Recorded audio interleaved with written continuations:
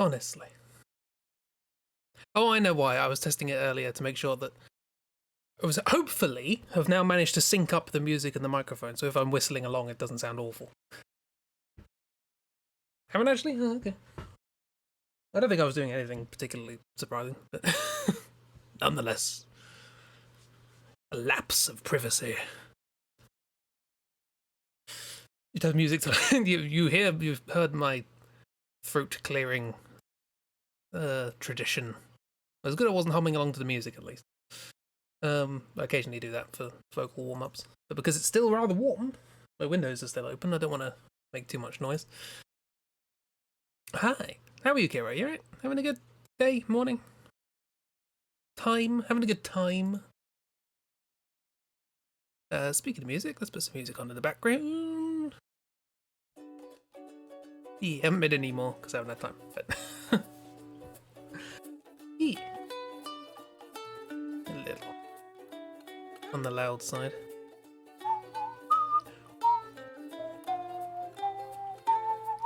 Hopefully that's in time now. Not in tune, because I decided to whistle something way lower than I can. If there were any actual other sounds you totally zoned out with just listening to other music so you didn't hear it. Like I said, I don't think there would have been much to be concerned about, but, you know, it's the principle of the matter.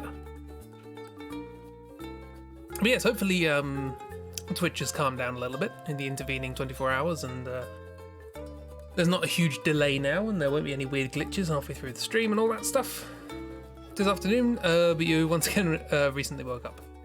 Well, as long as all's good and you're comfy and you're feeling well. How's the poison ivy coming along?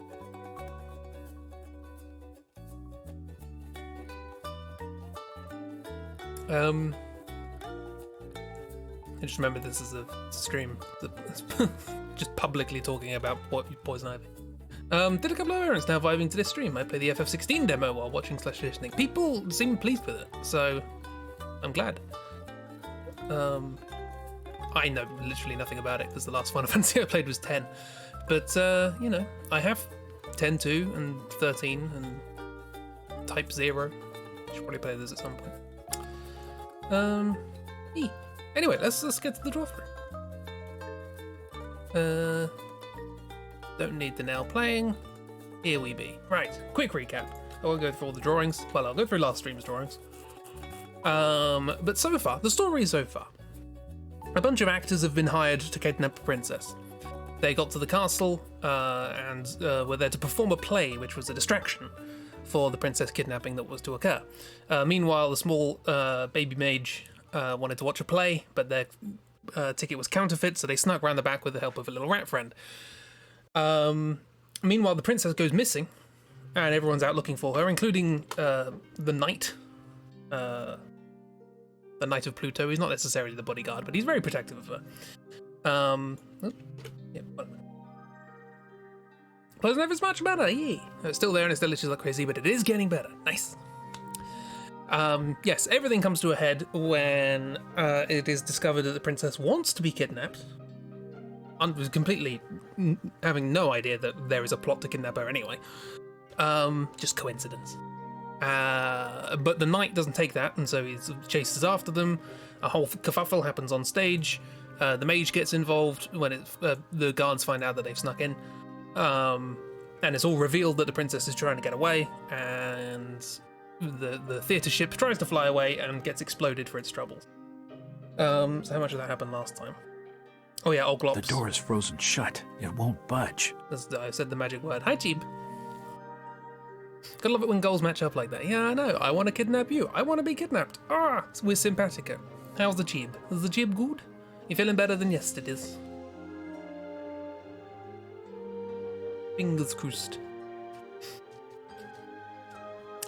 So that was just an incidental scene. Nothing much really happened. This was when they went on stage and kerfuffles happened. They improvised in disguise. Little baby Vivi got chased by guards, and they got a bit of play acting happens, during which baby Vivi sets people on fire by accident. Is Twitch so far behind, or did the bot die? Twitch is still that far behind, really? Try refreshing again? Question mark? Reload, yeah. Also, I'm just doing recap. Nothing major. Yeah, so he accidentally sets the princess's disguise on fire, which reveals the princess, and thus they have to fly away. The queen's response to this is to first fire anchors into the ship, and secondly fire a massive bomb, because safety is a primary concern. You have a bit of a fight, during which the bomb grows bigger, and then it goes kaboom. That's my very quick kaboom doodle. Better! Yay! Hurrah! Good stuff. Like a solid 30 seconds behind, my word. Yeah, not anymore. Haha. We can talk roughly in real time. Yes, and the ship could still fly for a bit, and it managed to fly away from the city and over a cliff and down into a forest. The queen is not happy about this and demands the jesters do something non-specific to try and get the princess back. Alive, specifically. They land in the forest. Very nonchalantly. Yesterday wouldn't fix itself. I know, yeah, everyone kept trying. There was that weird bug midway through the stream, and Twitch was just having a fun time. I thought it was my Elgato for a start, for a bit, because that was just frozen in OBS, but apparently the stream itself froze for everyone, so. We're in the fun, happy forest, also known as the evil forest, which is great and fine and fantastic. A bunch of people got thrown off the ship as it was crashing. This included Simeon, little bit Vivi, James, whose name I will always remember, lickety-split, and the princess. And the princess is being captured by this weird forest creature with massive lips. And in an attempt to get her back, Simeon briefly turns into a purple monkey. James, aka Will, some guy, whatever his name was. Some guy? Can't even remember the joke name. So this is when we're introduced to the concept of trance, which doesn't really come up all that much, but it is important at some point, so I better mention it now. And it is explained that trance is essentially a surge of emotion that allows you to turn into a heightened form. It'll happen a few times in the story, but it's not really that important, but it kind of is. One of those things. Probably was more important at one point in development. Cute purple monkey, hi miss.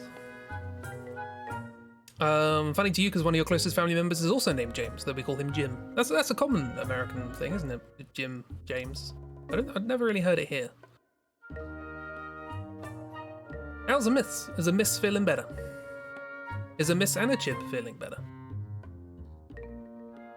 I think I did ask whether Chiba was feeling better from yesterday, but I think with the reset and skipping forward 30 seconds in time, he probably missed it. Yeah. So yeah, they have the fight with the thing, but unfortunately it runs away with the princess. And then another one comes along and snatches up Master Baby Vivi, which is very bad. Luckily, Vivi, as we've ascertained from the play, really good at setting things on fire. So it manages to help us while they're in there. Setting it on fire from the inside, and then everything's fine. But then as it dies, it releases a plume of green gas, which knocks out James and Vivi. Time for markup, but you are feeling better than yesterday. Nice. Oh yeah, Master Baby Vivi. This is also when we're introduced to the fact that James is very impressed and respectful of the sheer power that Baby Vivi controls, and as a consequence refers to him as a Master Baby Vivi.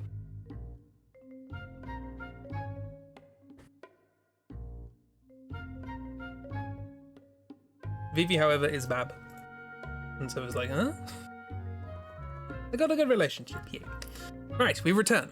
Because James and Vivi were knocked out. Knocked unconscious by the weird gas. Okay. James and everyone else, not so much. Everyone gets along with Vivi. Name me one person who doesn't get along with Vivi. I can't think of anyone.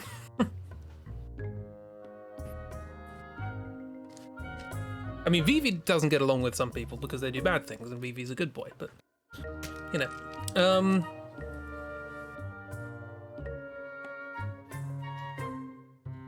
What am I doing? Okay, yeah. So James and Vivi got knocked out, and Simeon drags them back to the ship to recuperate and work out what's going on. We have a brief discussion between Simeon and Porcus.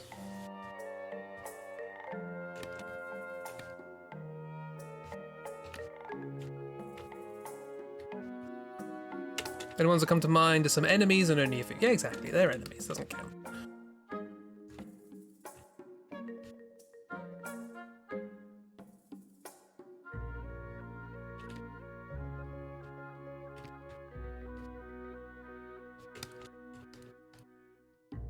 Oh, he's taken off his costume at this point, so he's wearing the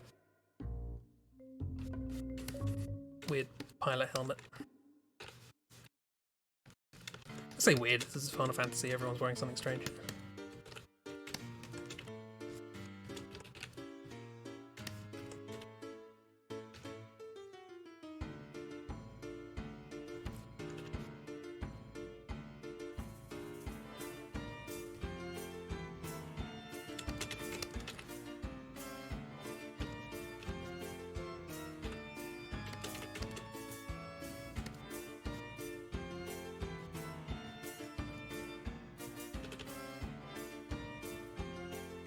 So we have a brief conversation between Simeon and his boss, Lord Porcus, in which Simeon's like, "The princess is out there.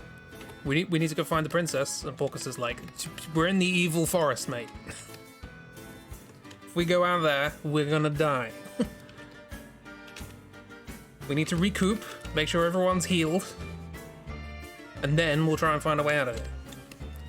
And Simeon's like, "If we do that, the princess is gonna die out there in the mouth of a monster, or the weird tentacles of a monster." By the way, if I mentioned, it's very warm today. So there's a big old argument. What happens?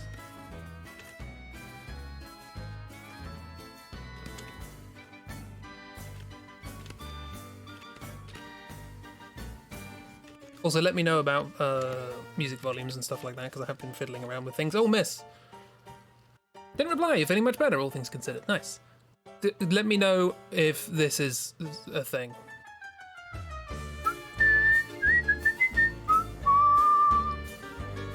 Is that right?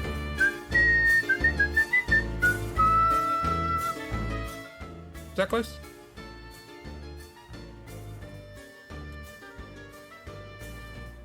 Pretty in tune? I'm more worried about the time.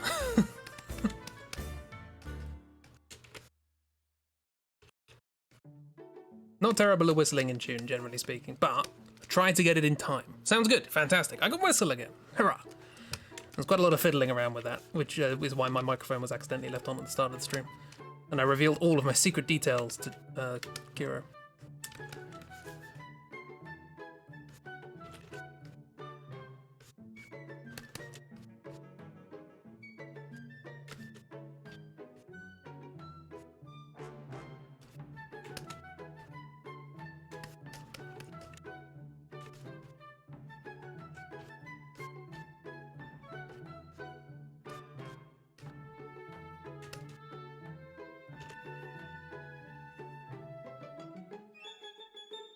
I know how to draw clothes, it's fine.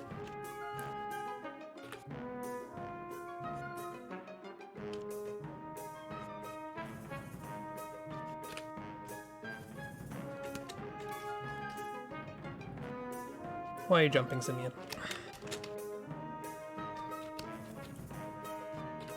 Explain this peculiar behavior.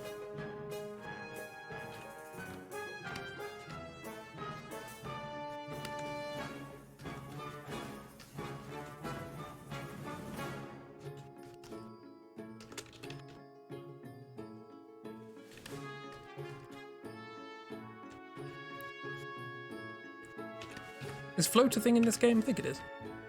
Usually a magic in these games called float, which allows you to avoid like ground attacks.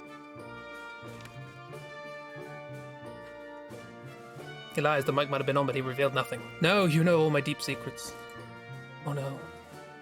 Anyway, they have a little argument, and the basic gist, the consequence of this is essentially, hey, if you want to go find the princess, that's fine, but you're out. You're out.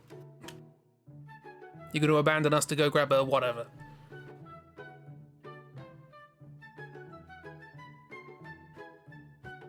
You know the consequences.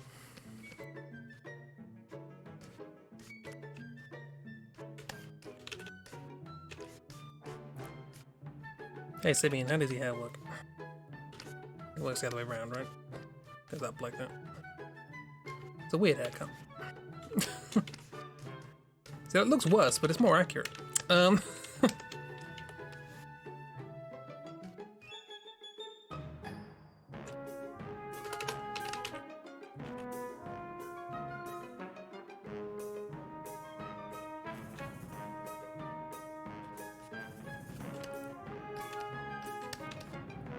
Whatever, it's ruffled up from the landing. It's fine. It's fine. Remember, right, you never learn float by the time you get to one area or boss in the last third of the game, and you're screwed.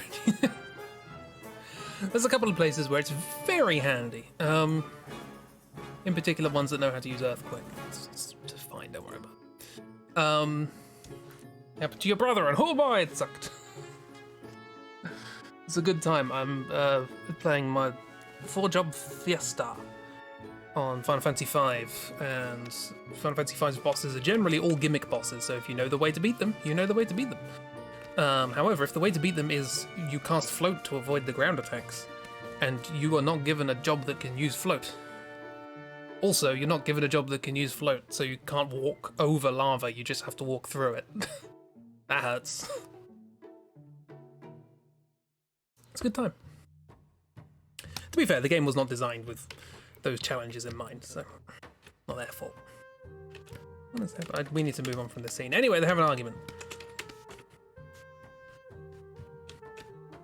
Which basically boils down to princess, us, priorities, you know? Do you look after your crew, or do you look after the princess?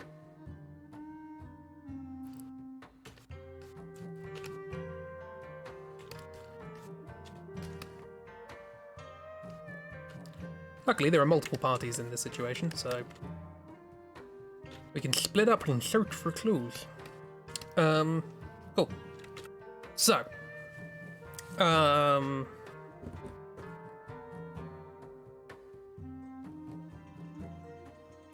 what's happened?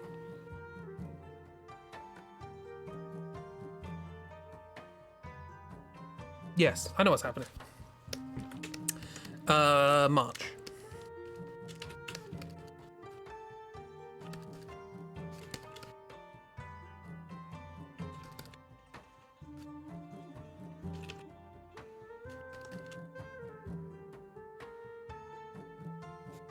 So March, being the only competent member of the group, happens to know how to make a antidote to the horrible seeds of poison that were put inside James and Vivi by the horrible gas cloud. And so he makes them the potion, and was like, hey, drink this, then you'll feel better.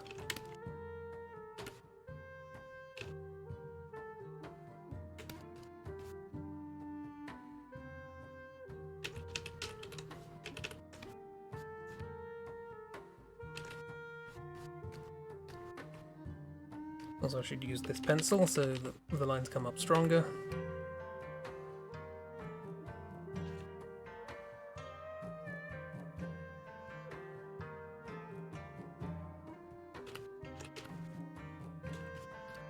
It tastes awful. Oh, you lost track of time? Level grinding. Yeah, it tastes awful, but it's medicine. How you doing, Ragdoll? You having a good time?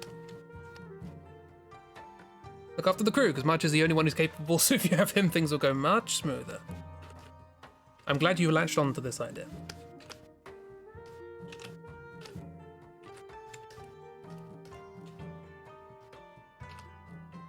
This is Vivi being not particularly pleased with the taste.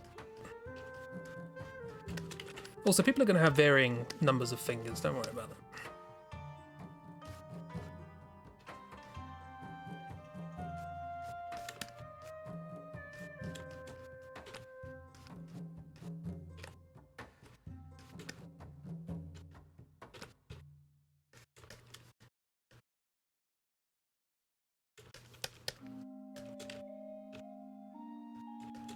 So he's going to rest and recuperate in this room on a bed. Have a little bit of a... I've not yet seen any proof that March isn't the most competent person around. That is a perfectly reasonable thing to bear in mind. Yeah.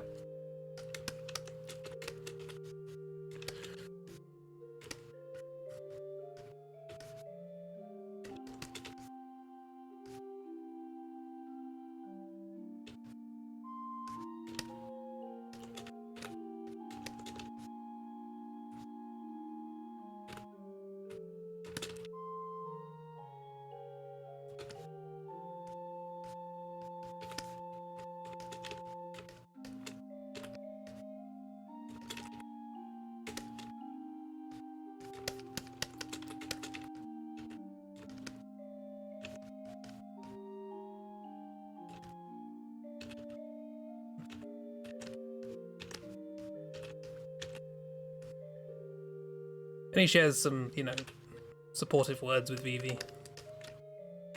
You're gonna be alright, kid, that sort of thing.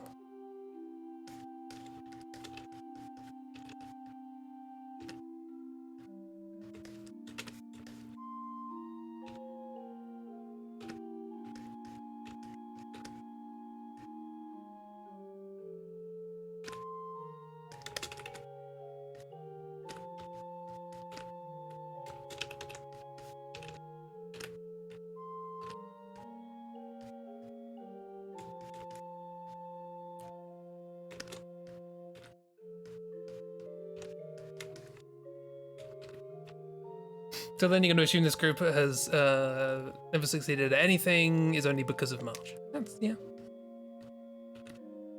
March is a very important character in the story.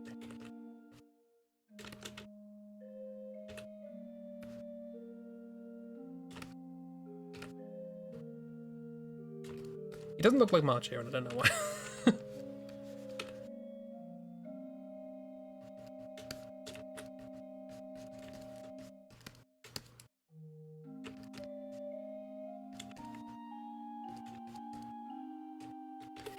You're also floating March, is fine.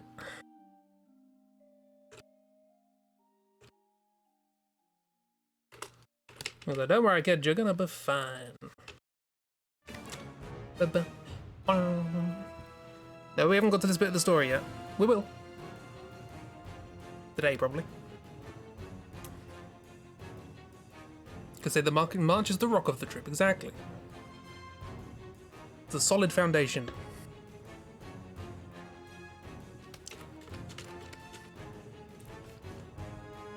Right, cool. So that happens.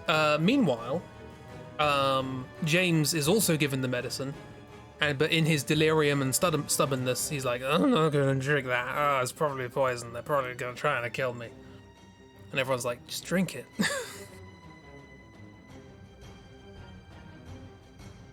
He eventually acquiesces and drinks it, and actually really likes the taste. He's the only person to like the taste, which tells you a lot about his taste.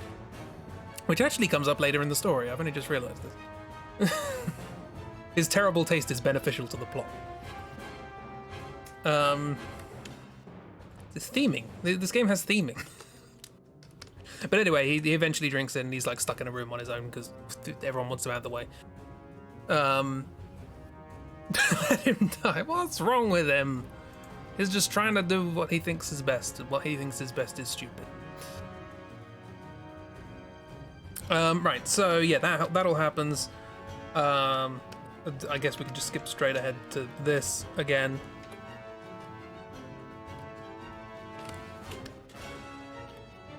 Because you can go around and you can chat to people as Simeon, and basically, you know, they all come to the conclusion of like, hey, it's your choice. You do what you want. You gotta go for the princess, and sure. However, there is a rule of engagement, which is that, hey, if you want to go out on your own,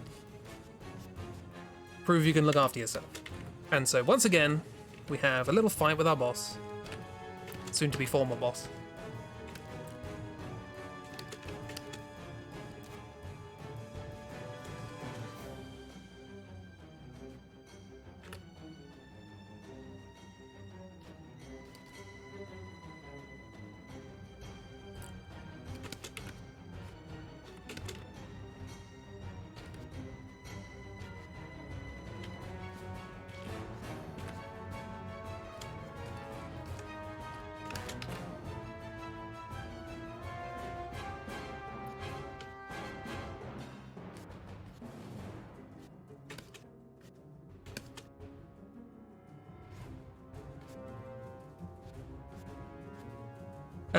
And yeah, you just gotta beat him.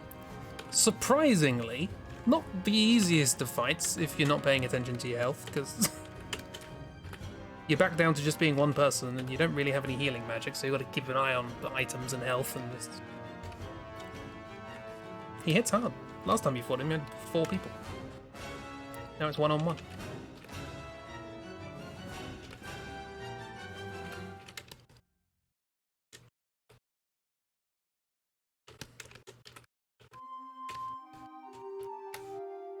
I don't know how your neck's working, so there we go, that's better.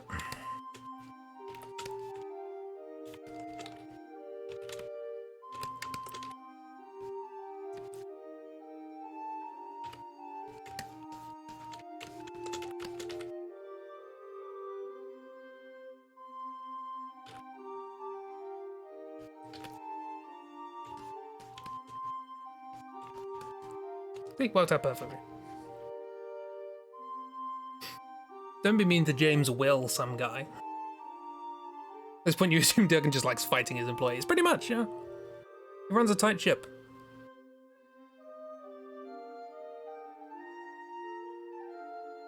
Also, this is when we start getting, like, cutaways. So, optional scenes that happen elsewhere. And that's how we see what's going on with James, with his poison stuff, the antidote that's going on, and all of those, they happen in optional cutaway scenes. But there's one optional cutaway scene, which is... hang on, let me scroll all the way back. Before that. Yeah, here we are, which is Bernadette. Do you remember? Who was supposed to be playing the lead in the play. Waking up in Alexandria, presumably having been knocked unconscious by the explosion or whatever. Just waking up and going, where'd everyone go? And that's it. That's all we see for her. She just wakes up and everyone's gone. We're like, what? What happened?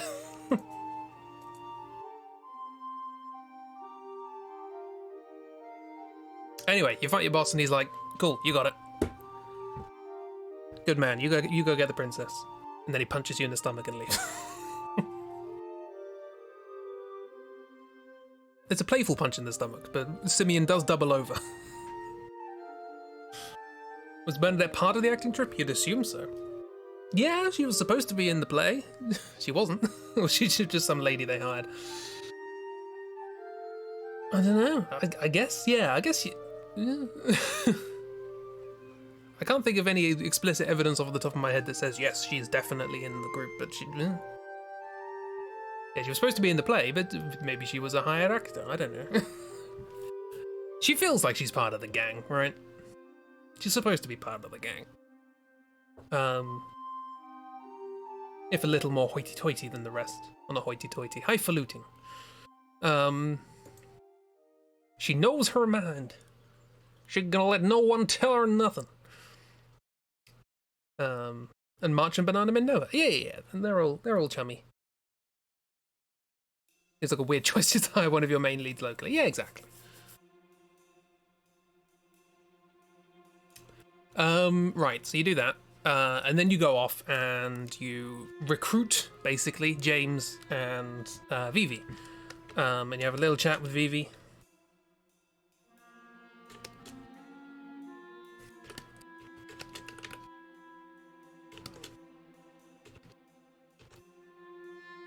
Saying, hey, you're strong. You're good. You got the ability to conjure up fire. Do you wanna come with? I'm not entirely sure what Vivi's incentive is in this scenario.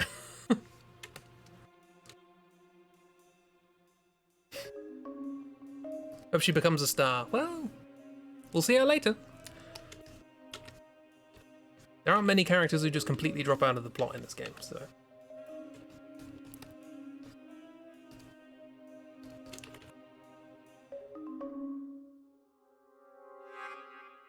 Most of Vivi's incentivicity is having a very bad day, so this might as well happen.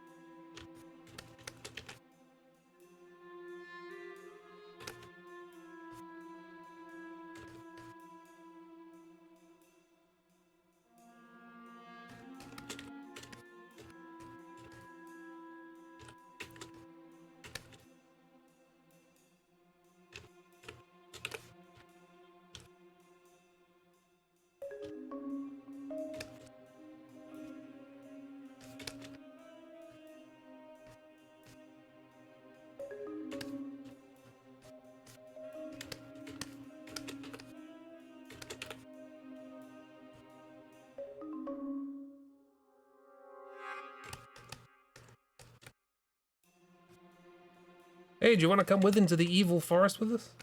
Sounds like a great time. Nothing could possibly go wrong.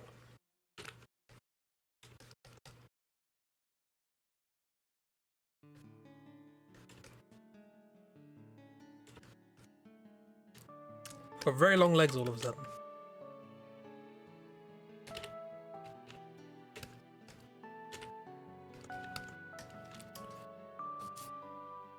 There's a bear!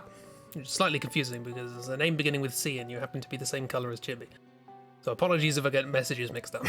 You have been watching, but working too. Ooh, good luck with the works. People that helped him... these people helped him and he's a very good boy who wants to help others if he can. Yeah, but it does feel like a little bit like, you know, hey, I'm going to recruit the child to help me kill things in the forest. Even if he's scared, he's a sweetheart. He is. Ever go out to see a play and get roped into not really kidnapping plot? No. That's the whole thing. Have you know that the U-bear is hot pink? Nice. The bear is orange, a dark orange. Like honey.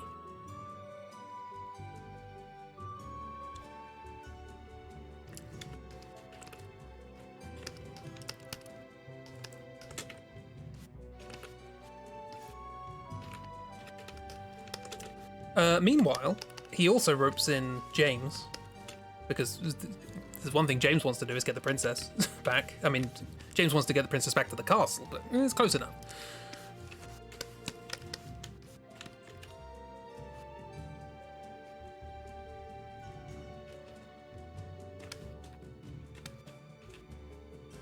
He doesn't trust Simeon as far as he could throw him, which is probably quite far. There's blue for you and Kira is pink. Ooh. Wait, Kira is pink. Is Kira usually a different color?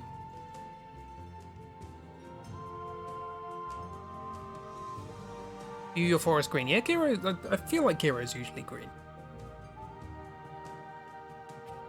You can specify a color if you want. If you don't specify a color, it's just whatever. Kira's red for you. Oh, okay, so Kira is... Ragdoll's a specific color. Chibi's a specific color. I thought Kira was for some reason. Still confused by how to change colors. You can... I can't remember. Chat appearance? Is that what it is? No, that's not it.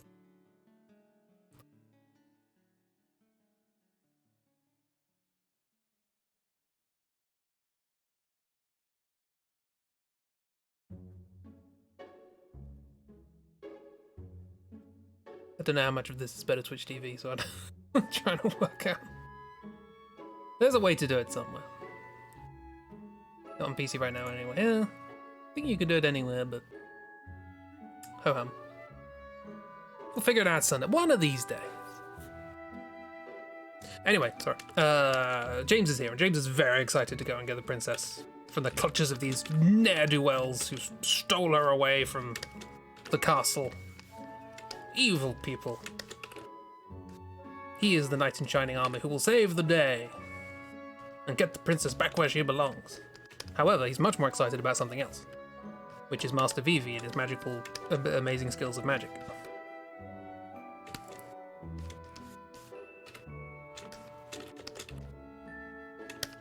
And he's like, ooh, I've got an idea.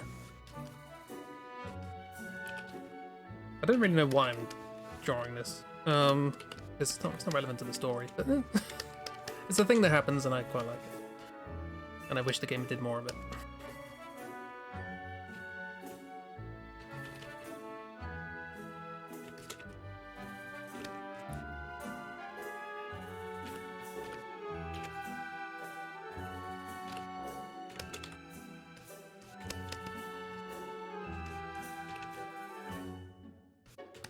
It's like, hey, Master Vivi, you're real strong.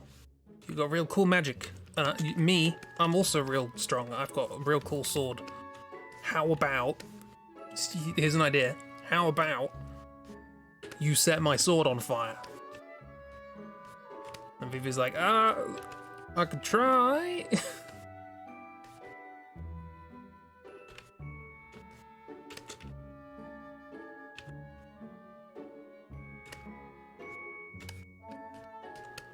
What is going on with legs here? Today's a bit of a weird day for drawing.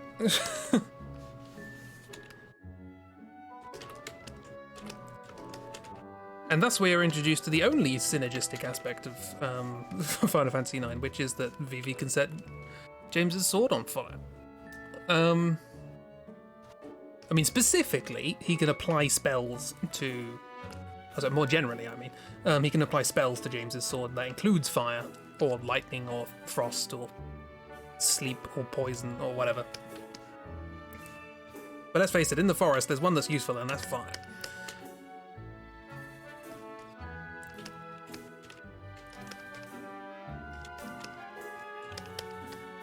And Vivi's like, okay, I'll try. And James is like, yes! He's very excited.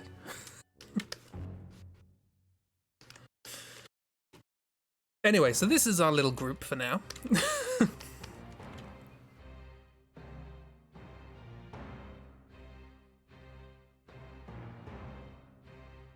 Yes, definitely a time for fire. However, before we go, we are given a present.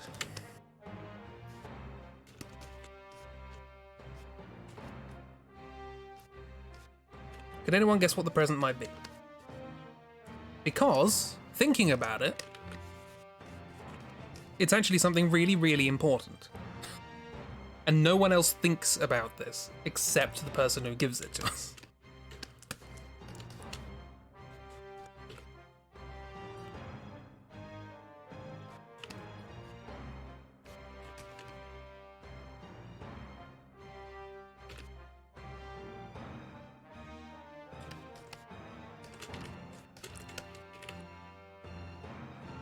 A gift card. Yeah, the present is cake. Fish. Might taste like fish.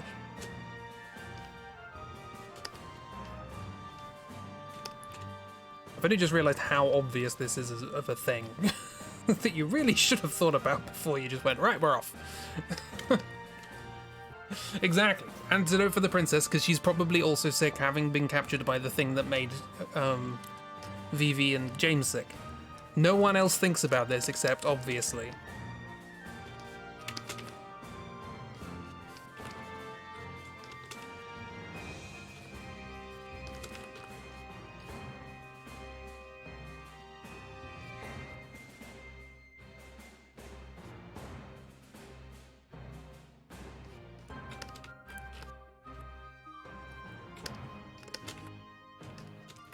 A scented candle.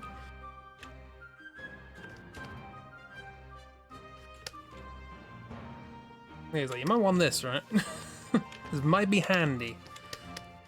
You know that thing that we just saved the knight and the mage's life with?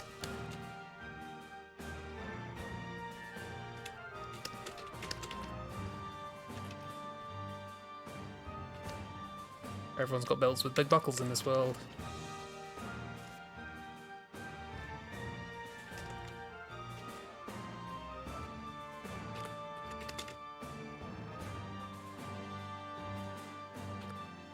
And cuffed boots.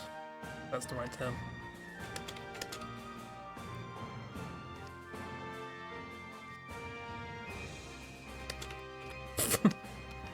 There's almost something approximating a human body here.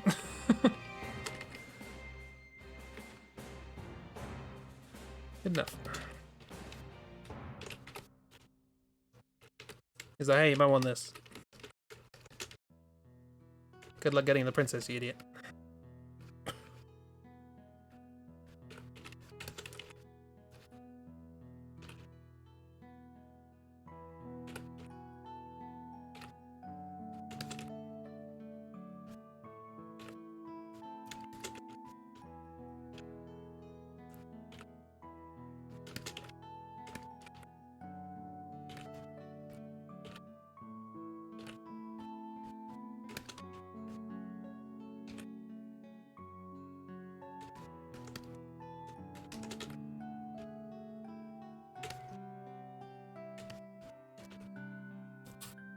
Once again, March is the only competent person.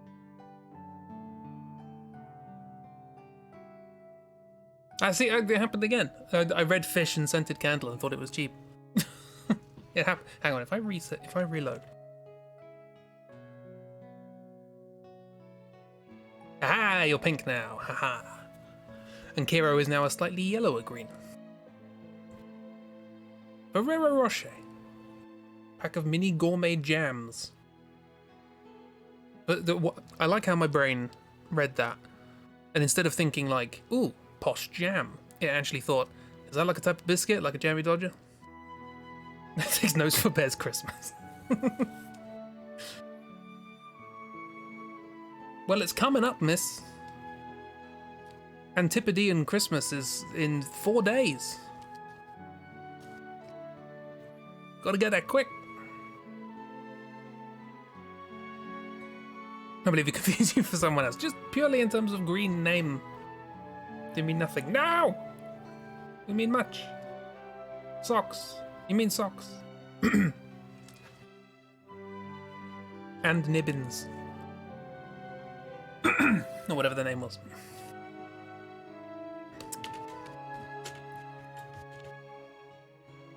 Very important. Life-saving. Ocean. Do not leave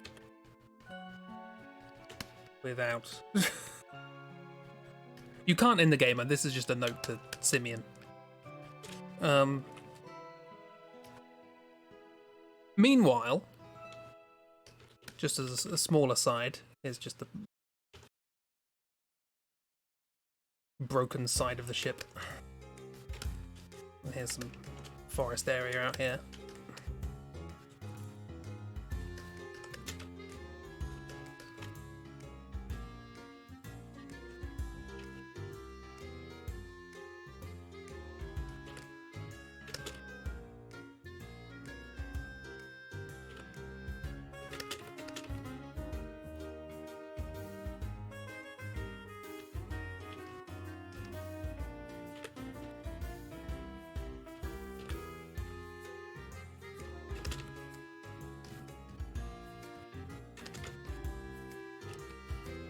Alexander is desperately crawling around trying to find his little doll of the princess from at the beginning of the game, because he cannot sleep without it, and he wants to know where it is. Where's it gone? Got lost in the crash. Oh no!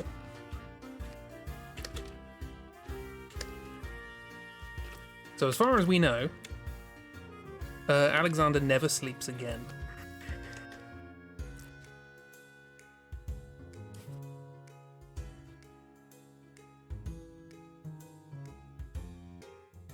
No joke, as an adult, you now understand socks will always be a good gift. Oh, socks are fantastic. Always socks. Yeah, yeah, but when I say you leave the ship, you leave through, like, a massive hole in the side of the ship, where there should be a hull.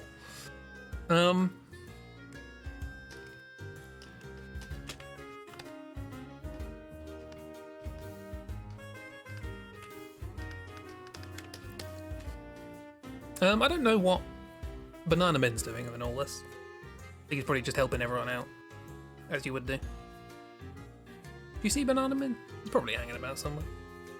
Yeah, the dolls are inside them, yeah, because James picks it up while he's trying not to drink the antidote. And he's like, what? They have doll of the princess? These sickos. Meanwhile, Alexander's like, I need this to sleep.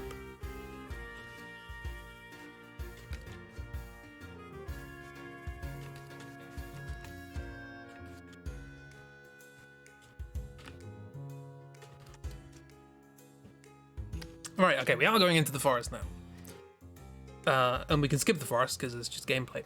Hurrah! The first part of the game we can just skip because it's gameplay. And you get right to the end of the forest. And what do you find? You find the princess. She's there, she's fine. I mean, she's unconscious, but she's fine.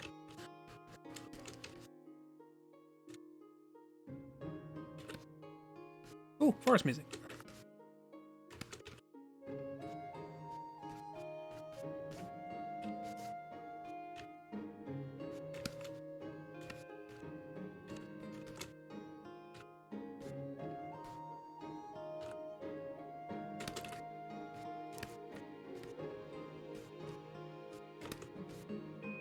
She's there in her weird puffy sleeved. Oh yeah, there's a Moogle hoodie, isn't it? That's canon.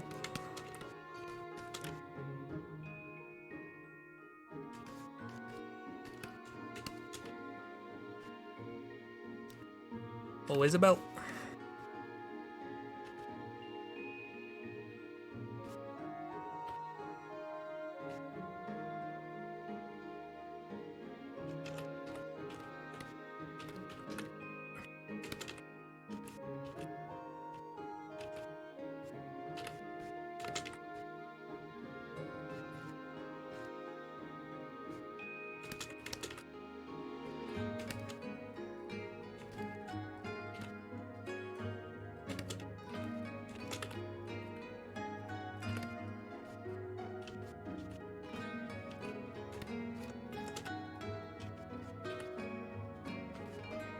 Drawing heads in perspectives.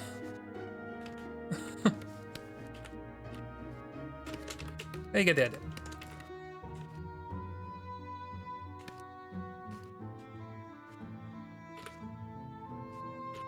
Puffy sleeves. Unconscious on a pile of roots. Sort of split off into various directions and all that sort of stuff. It's fine.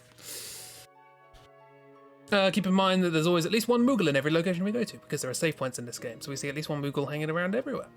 You're an unofficial postman during practically the whole game. Yes, I think this is the first time in the game you deliver a letter. Or you can deliver a letter. And if I'm not mistaken, the person you deliver the letter, the Moogle you deliver the letter to is like, oh, this person sent me a letter. Oh, I wish I'd shut up. Wish they stopped sending me bloody letters.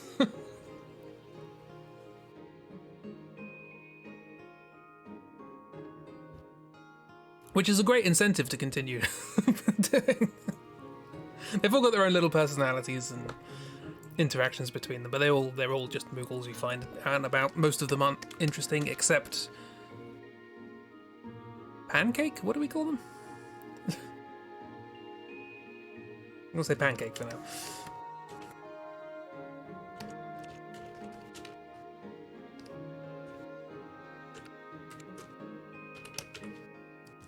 Muffin! That was it.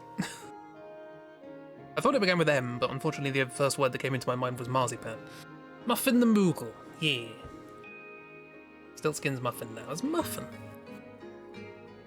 So yes, so she's laying on a pile of roots. As it happens, that pile of roots leads to the Mother Brain, which is, believe it or not, our first actual boss of the game. Is the Plant Brain. That's it. On Mother Brain, that's Metroid.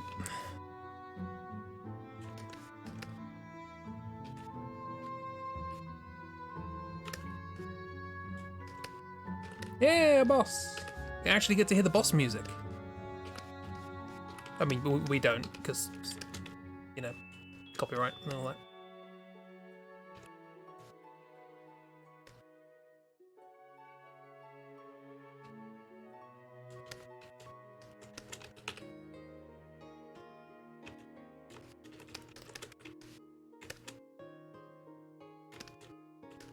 It's this big old red flower with big old tentacles, because of course it does.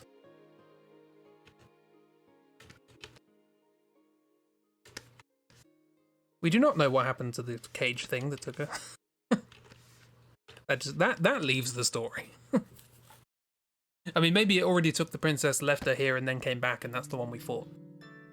Maybe there was only one. It's possible. There was a period of time between, princess being taken away, and I also imagine this is covered in thorns. I'm not sure if that's true, but I imagine it. This is not battle music. I haven't even finished my battle music.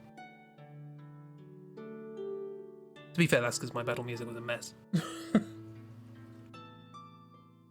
Also, most of the rest of the soundtrack's quite chill, so no real huge incentive to add more panic. There's one panic track, and that'll do me. Did I finish Besieged?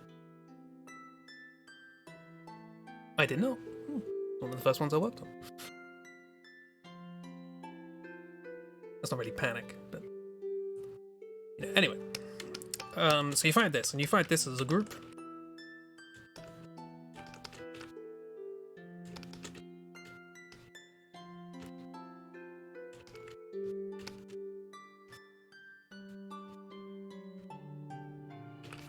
I'm not going to draw all of the fight arrangements of characters, but there is a reason I'm drawing this one. The story. We're still not out of like real heavy story territory.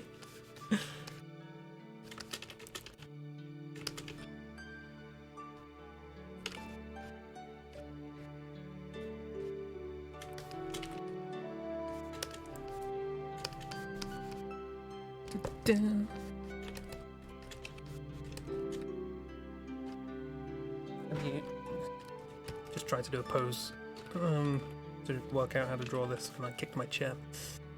So you know, I'm a transparent individual. I'm made of gelatin.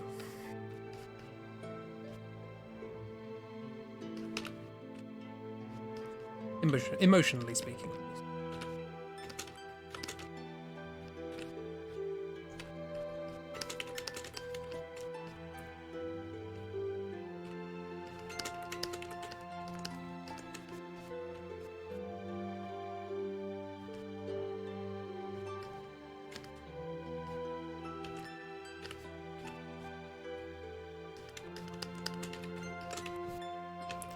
I'm not entirely sure how you accommodate for a tail in clothing.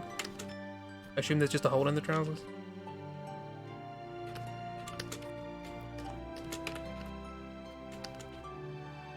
It does wear trousers, didn't it? It's a question you need to ask in Final Fantasy IX. Quite a lot of people wear just like codpieces, stuff, loincloths.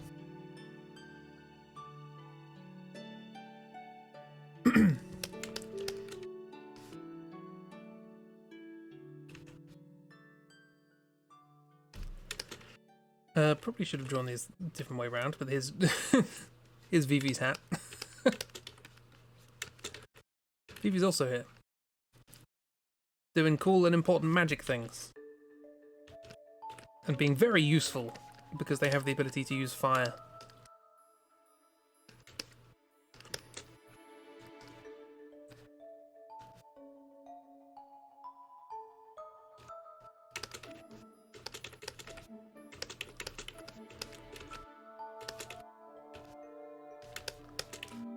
And also, speaking of fire, Mr. Flaming Sword. AKA Aziraphale.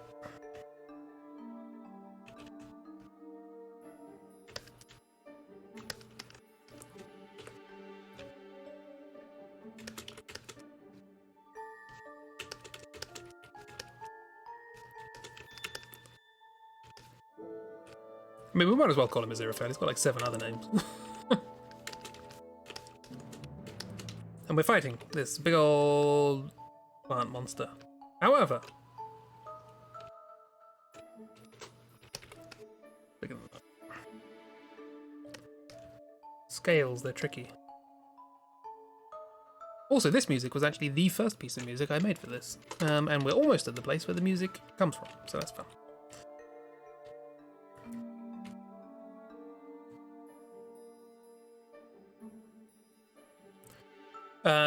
We're not alone.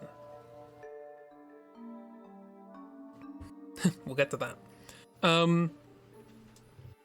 But we are joined at the last minute, halfway through the fight. That's not the last minute, is it? Well, if the fight lasts 2 minutes, it is.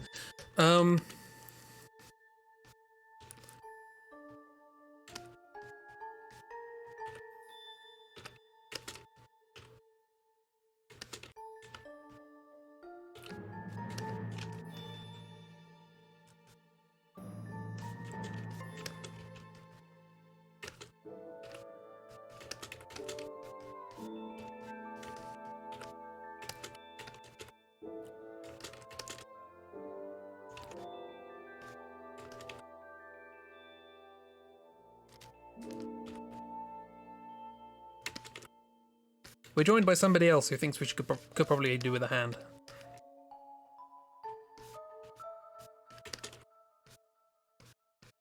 That's right. It's Chib favorite.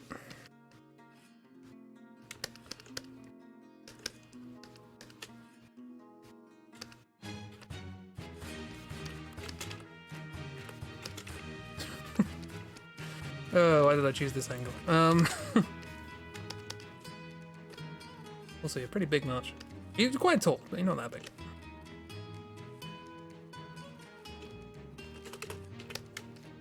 He's March!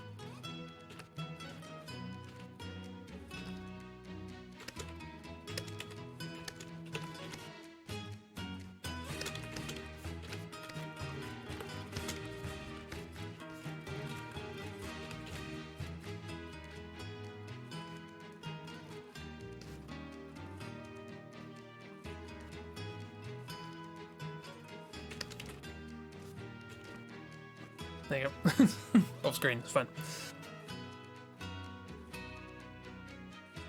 So much comes along, joins in, helps us kill the thing. And life's good, and we kill it. And it dies. Rip plant brain. However, things in the evil forest are never quite that simple. So this was the plant brain. Which means we killed the brain of all the plants. Makes sense, right? But it's the plant brain. This is the thing that was controlling all the evil things in the forest, in the evil forest. There's the central component that keeps the whole thing going. And now the forest is rather angry. So, there's an escape sequence, during which we are chased by flower mantises? They've got a cool design. Yeah, kind of expresses enough. This forest is very much alive. Exactly. It's called the evil forest for a reason. Not just because of the things that are in it, but because of it. He's not happy that we just killed the brain.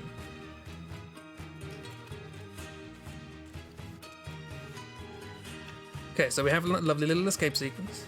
This is what the panic music's for. This is when this crops up.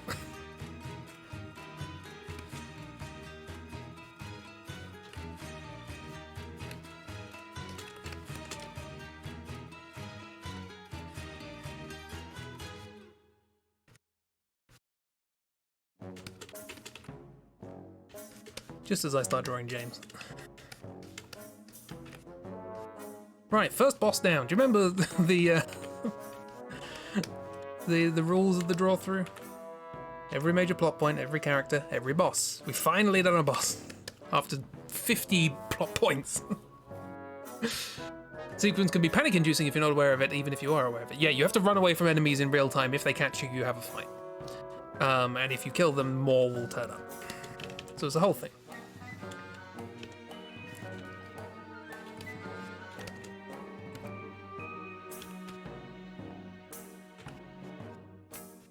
Bit of tension going on. I would put the music on, but honestly, there's quite a lot to draw here, so it's gonna not a huge amount of point. It'll finish long before I do.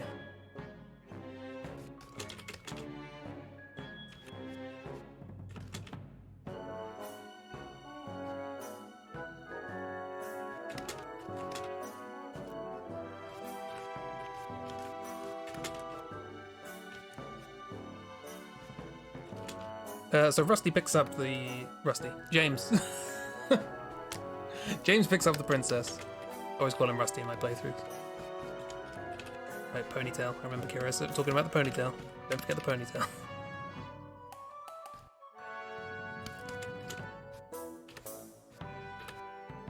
Look, she wouldn't be the first female character in a Final Fantasy I have difficulty drawing because they all look the same.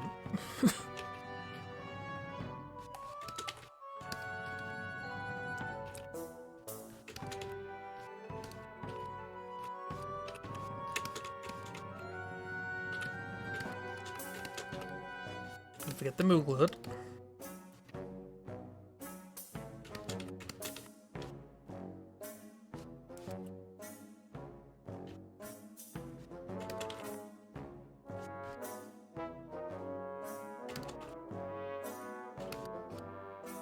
This music is like the antithesis of what's actually happening here. Yeah, it's the part where you just want to run. In fact, the music is called "Run!" Exclamation mark. I believe I named mine Legged, which has the same vibe.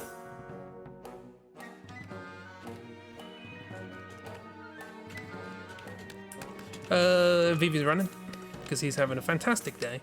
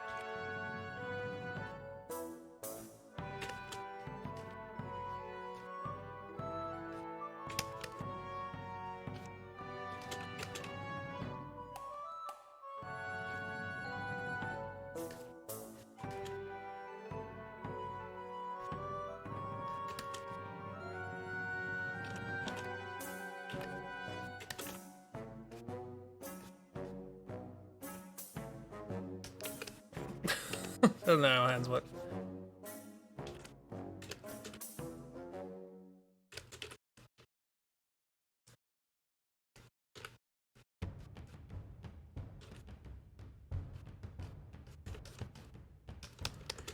Something like that.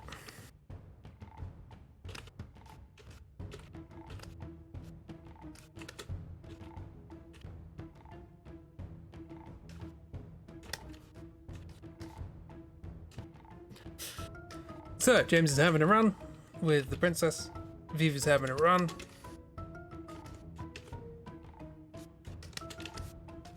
Simeon's also having a run.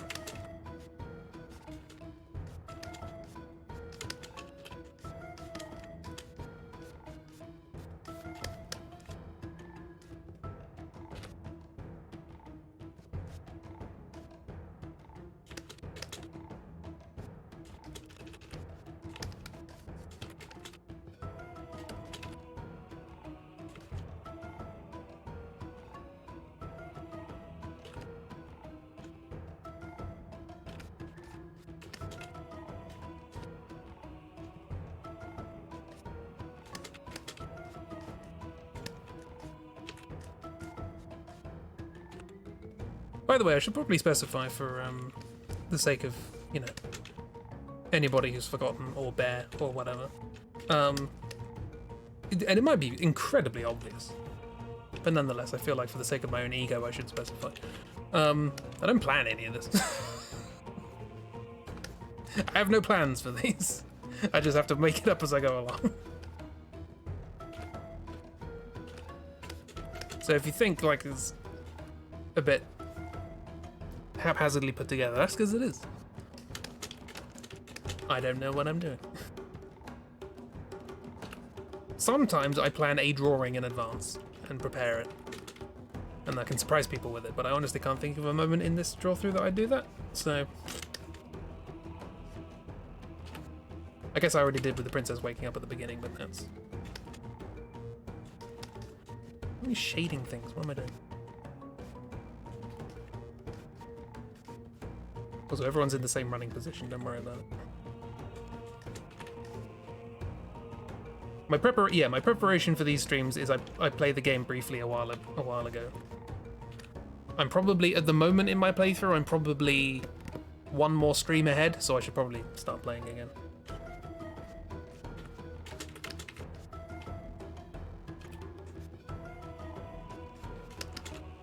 But other than that, I have no clue what I'm doing.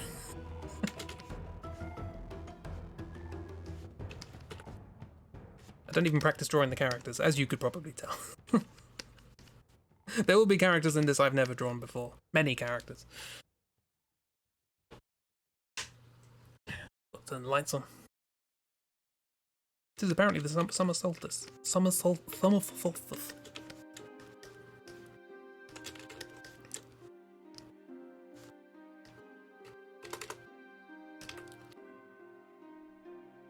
Always on the lookout for it. Well, don't be. I have no plans.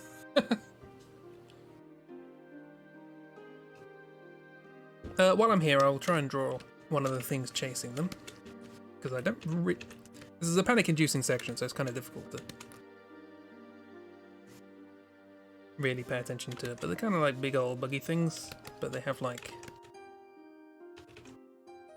these really cool, like flowery sort of manes around them.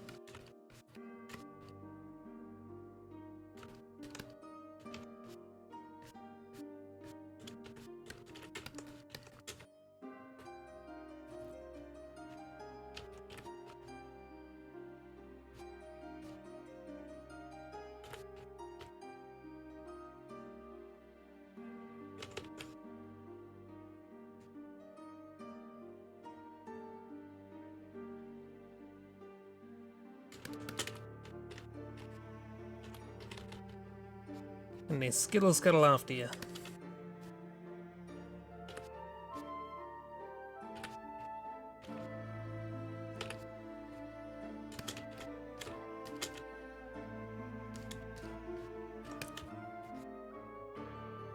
Yeah, they're pretty cool. I don't actually know. Is there a cool enemy design concept art? Probably. I'll look it up after the stream. But for now, that's them. However, I haven't drawn everyone yet, because Marge is here.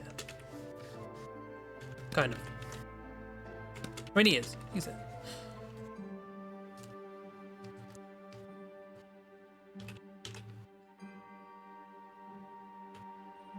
Because March came here for a reason. He came here to give us something else. Unfortunately, we're in a chase sequence right now, so now's not the best time. But at the same time, he does realize one thing, which is that he's lagging a bit behind everyone else. So just for safety, he chucks the thing at Simeon.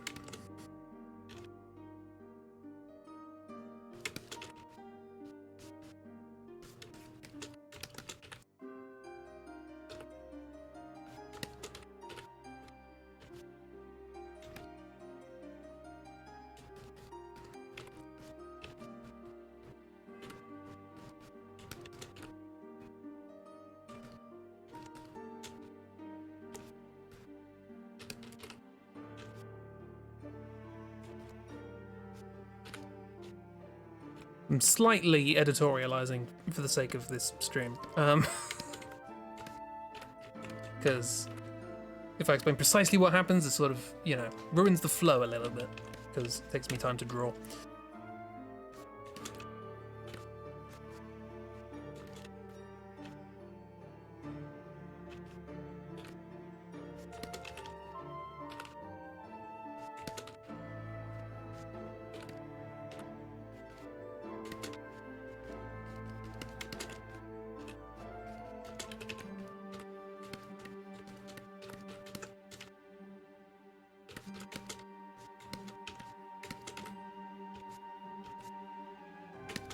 Once again, running in exactly the same way as everyone else.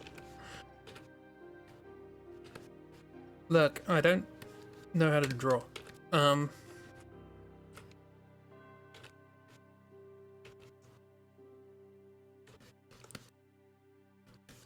yeah, he throws the thing, which appears to be a map. How dare you not be able to produce art in a near instantaneous manner? I judge you harshly. As well you ought, and as well I appreciate.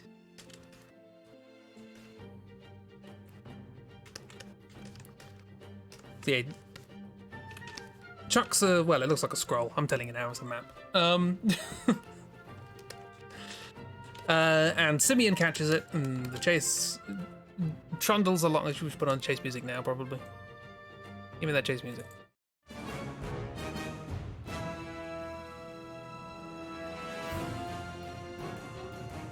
But you're not only being chased by little flower monsters, there's also big ol' whopping great tentacles little thorny tentacles that are slithering around and crashing and smashing and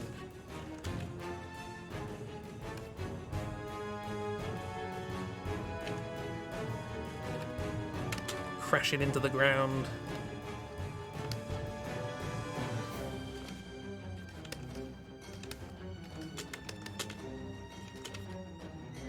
They're slithering all around and they're trying to get you, but there's light at the end of the tunnel. You can see the end of the forest.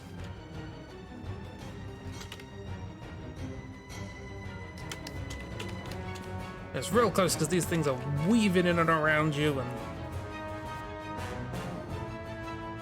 simians jumping over them and it's all very action-packed, hence the music. Slithering at the bear. Bear.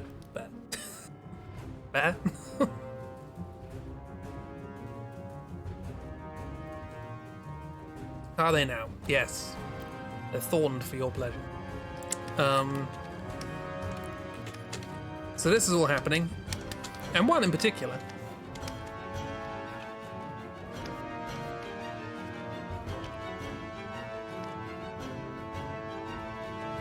Yeah, this is a whole CG sequence. It's very well done.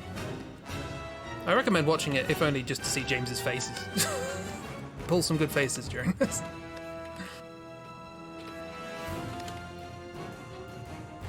Thanks, a little of timeout.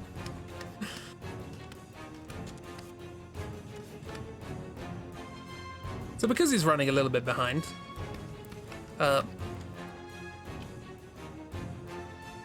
literally, March gets a little caught up in some things.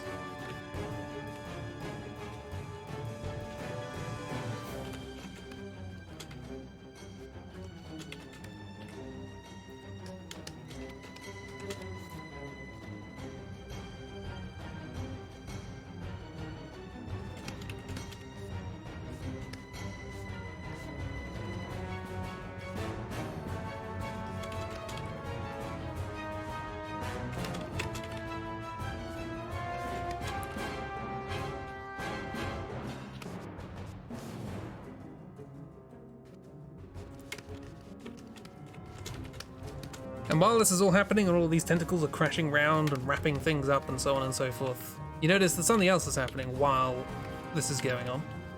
And that is that since you killed the brain, a lot of this forest is just sort of dying. But it doesn't die, it doesn't decay. It just turns to stone. The life is drained out of it. And also, just as an aside, so does anything it's touching.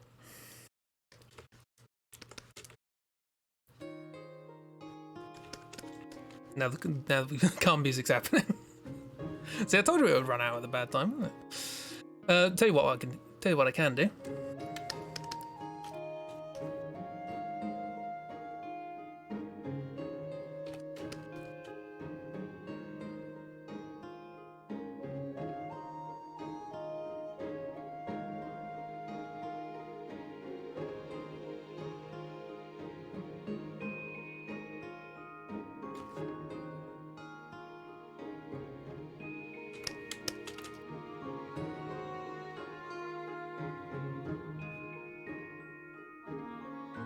I don't think this is going to work, but it's worth a try.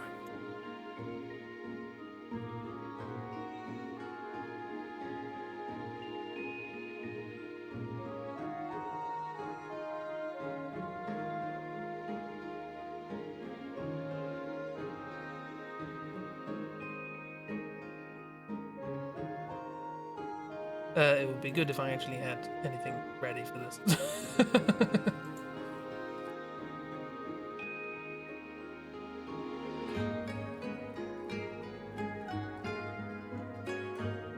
Held it. Yeah, that just looks like that. That's fine, I can put it over the top. Haha!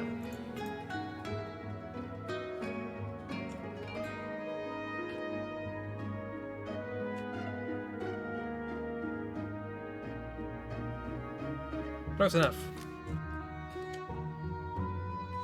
Anyway, the upshot of this is the entire forest, well, not the entire forest, but quite a lot of the forest at least, just gets solidified into stone, including anything still in it, including March. So March is now stone.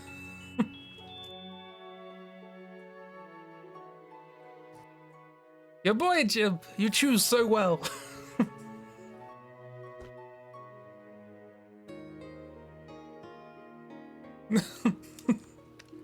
I didn't do nothing.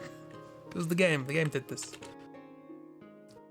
You can get attached to March in the game as well, and then this happens. It's, oh no.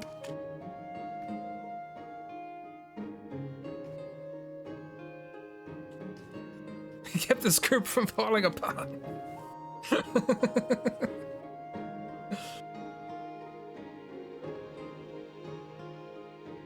I mean, also, at the moment, the fate of the rest of the group is, you know, whatever the word is. What's the word? Uncertain. What's the one? So yeah, now, the upshot of this, apart from the fact that March is a statue now, is that they're free from the forest. They get out of the forest, but Simeon is really not very happy that March is now a statue. He's very upset. As upset as Chibi is. You're sad. Look, you need this at the start of a thing, right? The classic hero's journey, like the mentor needs to die or something.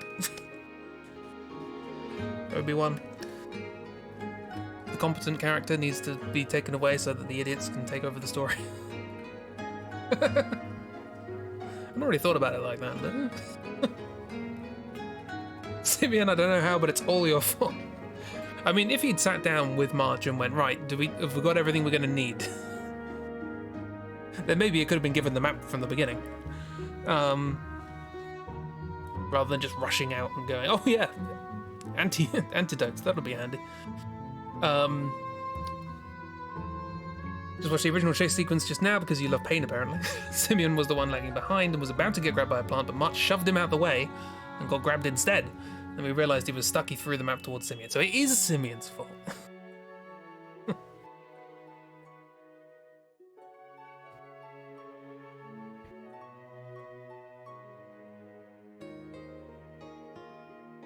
How dare you, Simeon? Monster.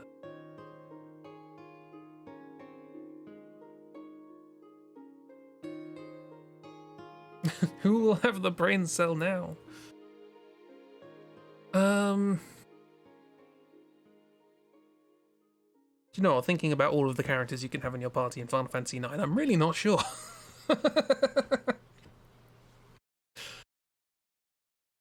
Pretty much just March. Vivi? Kind of? Wouldn't necessarily say brain cell. He's the one I trust. But that's more emotional than intellectual. All brain cells died with March, yeah. Dragon Lady has a brain cell too. Yeah, she just doesn't really get a chance to use it though. That's the problem. Anyway.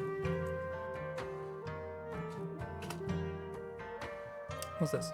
What's that from? So we're now out of the forest, and everyone's upset.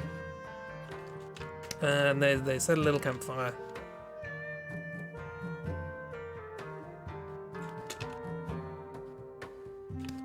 And a little tent.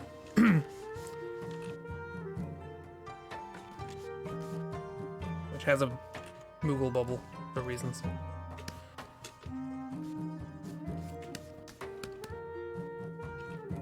Tents are how you restore health in a safe place in these games. If you're at a save point or in the overworld, you can use a tent. And you just rest. Also in this game, if you use a tent in the middle of battle, you can just randomly... You could heal the enemy by using a tent on them. But also there might just occasionally be a snake in the tent that will poison them. A really weird mechanic they added to this game. Pretty sure the main party members who potentially have a brain cell are Vivi and the Dragoon. Yeah. Okay, what's wrong with Queena, eh? Why are you dissing Queena like that? Oh, we'll get to them. The mage isn't dumb, just very hyper-focused. Yeah, that's true. Very hyper-focused.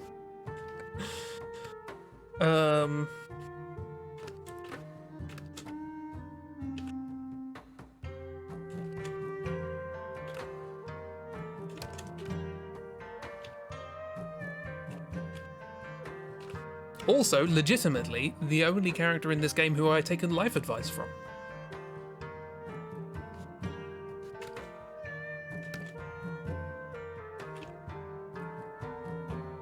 That life advice was about cooking, but, you know.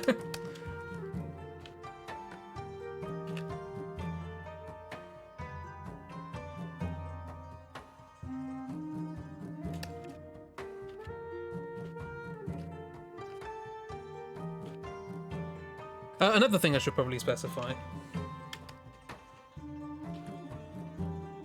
is that in these games, petrification, turning to stone, is a thing that can happen. It's usually a thing that happens in battle, and it's temporary, and you can use an item called a soft or a gold needle to get rid of it. However, this is not, standard petrification. This is an entire forest turned to stone. You can't just sprinkle a little bit of soft dust on it and it'd be fine. You know, same way you can't just phoenix down Aerith.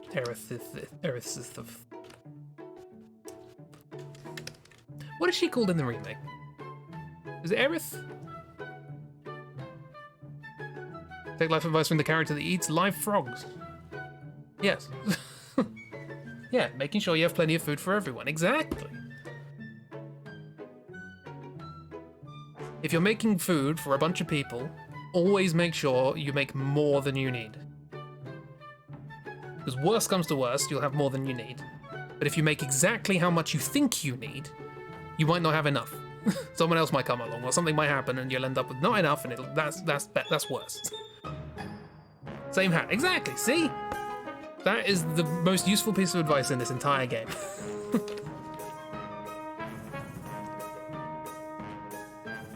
And it comes from somebody who eats frogs. Aerith? It is Aerith, okay. The walking pincushion? Sorry, I thought we were talking about the character we're talking about with the proverb, because they do actually kind of look like they've been knitted.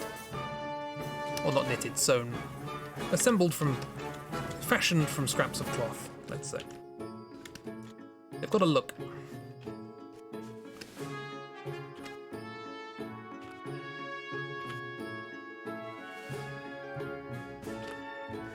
Which I could have drawn before, because there was a character early on in the castle who's of the same species, who I could have drawn. They were the cook, funnily enough. But I'll have plenty of opportunities to draw this character. In fact, we will have an opportunity to meet this character early if you want to. I will, of course, not tell you that's what you're choosing, but...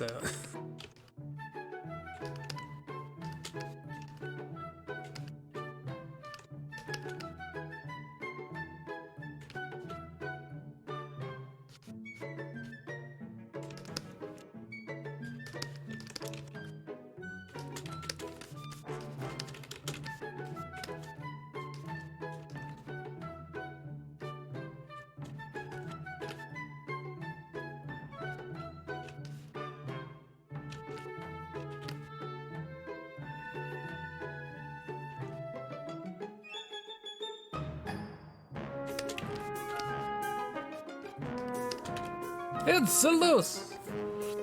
What's happening? You're confused. You hate these games. That's fair. Alice!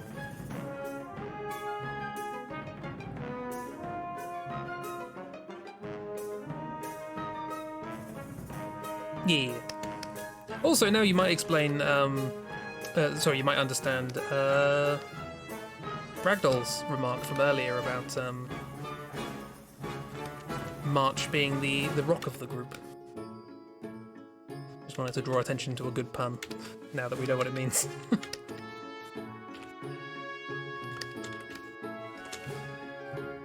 How was the Lewis? Is the Lewis doing well? Swoogie bacon. Grumpy face.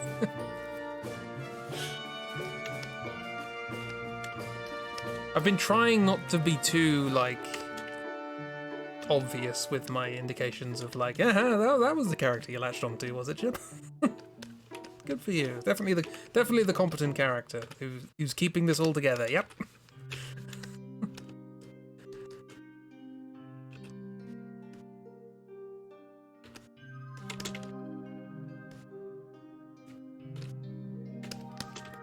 Anyway, quick recap, Lewis. We crash landed in the forest, but we got out by abandoning our friends, or abandoning our work colleagues, in order to save the princess. But in doing so, one of our work colleagues came along to try and save us, and did save us, and got turned to stone in the process, and Chibi is now mad. Yeah, keep that in mind.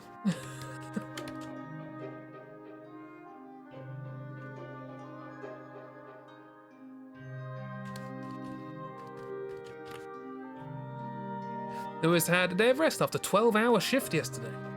Watched the new Fast and Furious film. They're still making those. Wow. There was family. There's always family. Always family.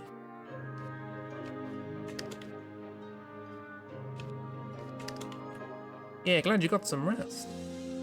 Well deserved by the sounds.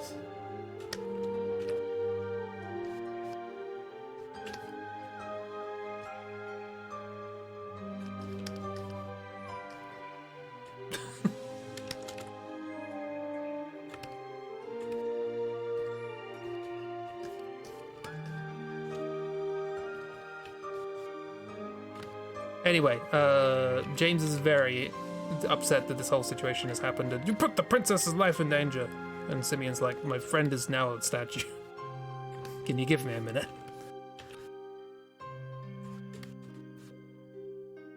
But eventually, Simeon manages to convince James, hey look, we're in the wild, in the middle of nowhere, it's dangerous, what's your job? And he's like, I'm sworn to protect the princess. And it's like, great. Can we do that? We can do that.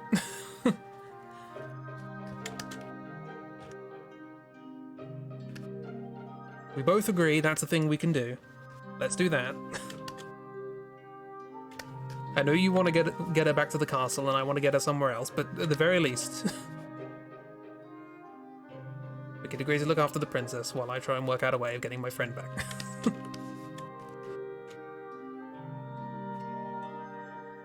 There are apparently 10 films now. The latest one has an X in the title. Jason Momoa plays the bad guy. Nice. 12 films, 10 proper ones, the final one split into 2 parts and 1 bad spin-off. Idris Elba says genocide schmenocide in it. Okay. Good for him. Anyway, during this conversation, Vivi falls asleep because he's all tuckered out.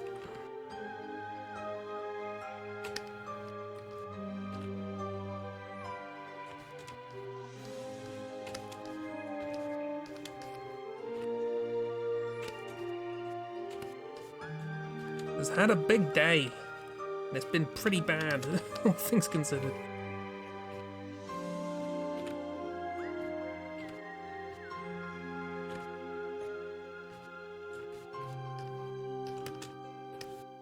Vivi, how do you work? Well, we'll get to that.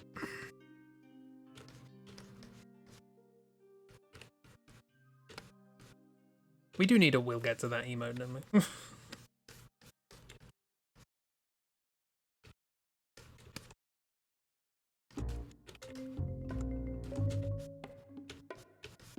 Princess is in here.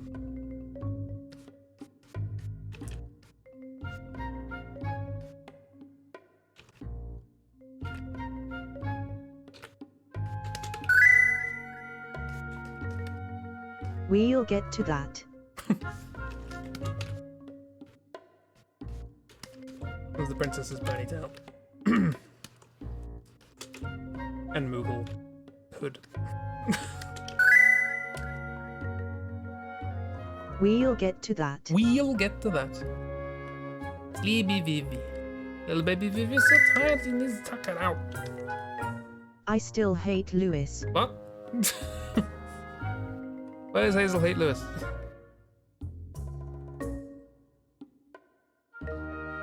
Sleepy BB. Sleepy BB. It wants to work. Yes, I fixed it. Yes, that was a while ago, actually, yeah. It was because I had two different versions of bots, one on one computer and one on the other, and they were arguing with each other, and it was a whole thing. But it works now. Just kidding, I love Lewis now. Yes. It was my fault. Turns out I hated Lewis. No, that's not true.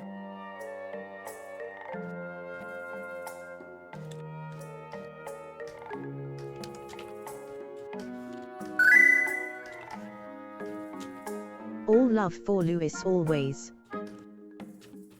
E.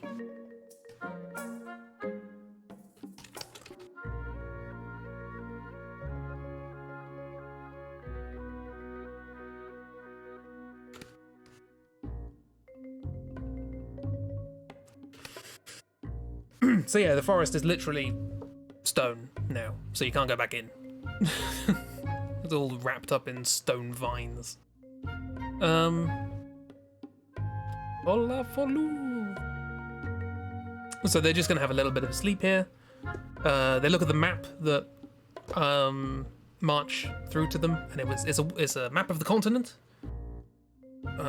So they can explore the continent to their heart's desire, and they have a look at it in the morning. Everyone wakes up and gets ready for things, and the princess is all right. Princess gets given the potion, the antidote. Someone remembers. In fact, I think it might be March after we beat the boss. He didn't actually need to give us the potion at all. He was there when we gave it to her. Antidote, yes. Which kicked you from chat? Blame all this mushy nonsense. Mushy what? We haven't gotten to the Mushroom Kingdom yet. There isn't a Mushroom Kingdom. There are no mushroom characters in this game. Why not? Well, I would be quite happy to believe that the dwarves are made of mushrooms. I don't think they are. It's always Twitch's fault. It's always Twitch's fault. We know this. But Gil in the background somewhere.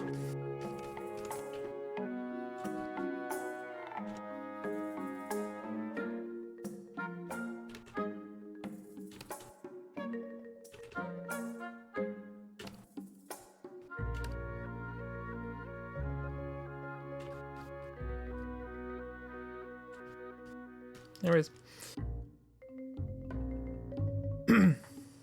In the words of Scene-Born, Bustard. Could be convinced that the cooks are mushrooms too. Oh yeah, that makes sense. They could be. They've got a bit of a... Yeah. Considering how much of their hats cover up and the shape of their hats. Yeah.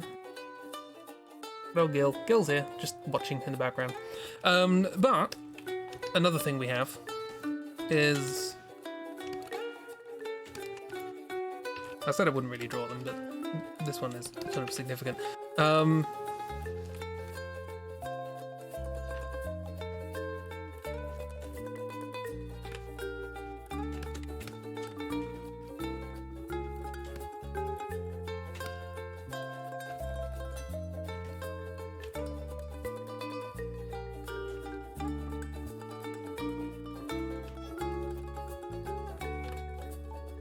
Don't know why I've drawn them as pudgy as they are, but that's fine.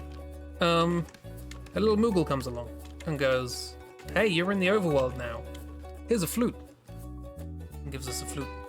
And that's basically the way we save in the overworld. We just play a flute and the Moogle comes running to us, literally running like a cloud of dust. But trailing behind them, going... It's like, "You want to save?" Moogles are friends, and you can annoy them. If you can do the Metal Gear Solid thing, of if you call them with the flute, they'll run towards you. And if you say, "No, I don't want anything," actually, they'll leave. But if you keep doing that like 6 or 7 times, they get very angry, and I think they threaten you with a knife. I think that's the thing that happens.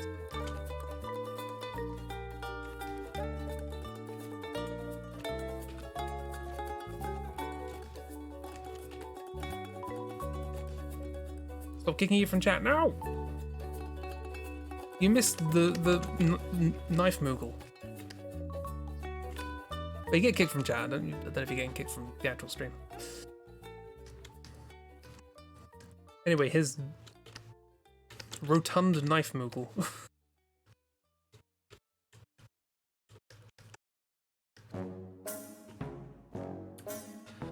Yeah, and the princess wakes up in the morning and you all have a chat about it, and the princess is like, look, hey, James, calm down. I wanted to leave the castle. I'm here of my own volition. Can we get to Lindblom? And he's like, I need to take you back to the castle. We're like, just look, you need to protect the princess. We're going to Lindblom. Princess wants to go to Lindblom. Vivi's chill. Vivi just wants somewhere safe. You can either bugger off back to the castle and leave the princess to the whims of the wild and us, or you can follow us and protect the princess as we go to Lindblom, right? Lindblom is a perfectly reasonable place. It's a lovely city. Grand old time. Nothing dangerous there. And then when we get there, you can work stuff out. And he's like, fine. I'll protect the princess. So that's the only reason I'm following you. I'm following thieves and rapscallions. Except Vivi, who's a mastered magician. Yeah, so you all gather together and you try and find a way out of where you are, because where you are is actually slightly inconvenient. Here's the castle we just came from. With its big sword in the middle of it for some reason.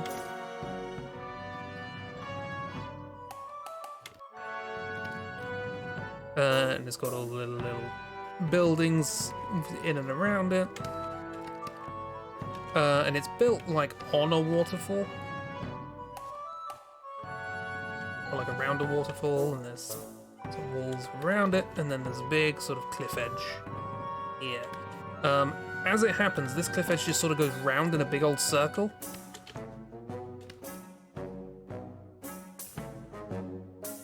Chris Bloosh. And then over here is the forest that we just turned to stone. But generally speaking, we're just in. We are. You are here in just a big pit of cliffs. And there's like some rivers and some bits and pieces, but it's mostly just like little forests and rivers and stuff. And basically, we're like, we've got to find a way of getting up the cliff. That's probably something we should be doing. So no one really knows where we're supposed to go. But Vivi has an idea. Vivi knows some things. Because his granddad once told him about a cave nearby that might be helpful. So we're going to go there.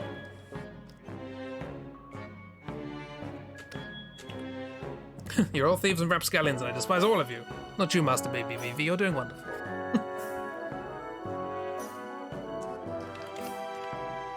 Yeah, so you arrive at the mouth of a cave.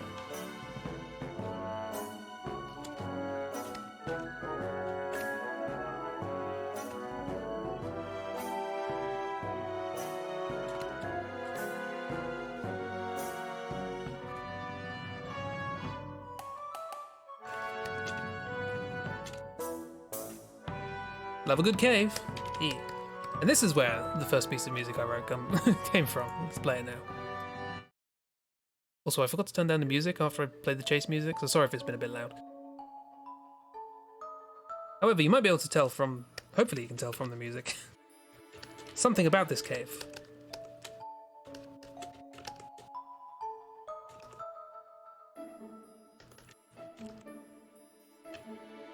I don't know whether music properly conveys it. It doesn't in my brain, but then it might be because I stole the instrumentation from the original track, and that is indelibly associated in my brain with the concept of this cave, so... I truly can't tell. It's called reification. It's very tricky to get out of your brain once it's in.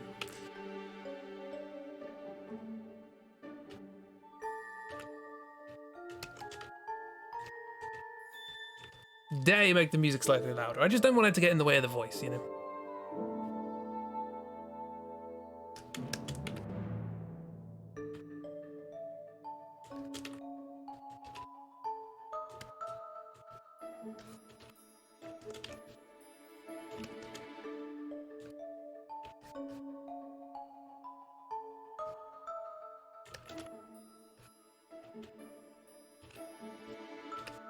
How do you cross your arms with massive cuffs? I don't know. Awkwardly, I think is the word.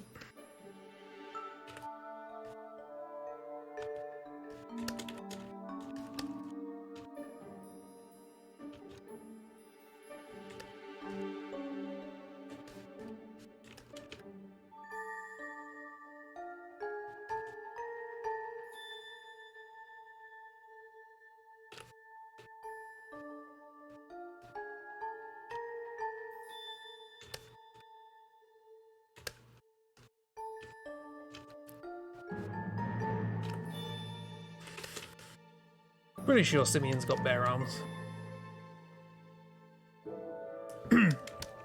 Anyway, by the way, we now have our like basic party configuration. We have our knight, our black mage, our healer in the form of the princess, and our thief, which is the standard Final Fantasy lineup. Classic Final Fantasy 1 style. But there is something else that I should probably point out, which is not relevant to the story at the moment, but it is the thing that you can notice now. Simeon has 8 bars. Which is that you now have control of the princess, of Zorololda, who I never refer to by her name. But there's reasons for that.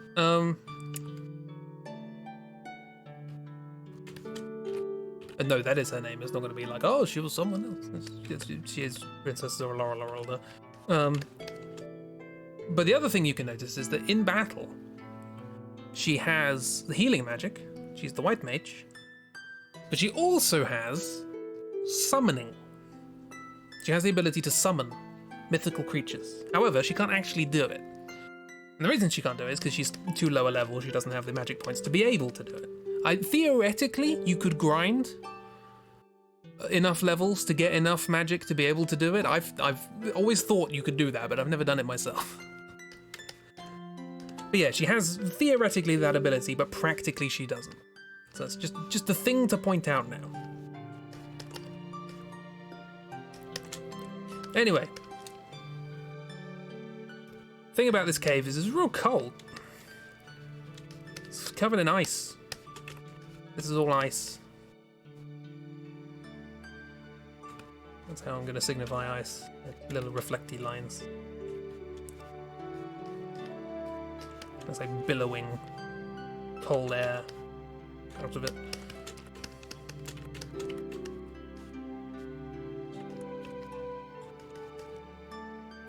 His ability to do what? Summon. Summon creatures. Mythical creatures. I don't really know. How would you describe the things that are summoned?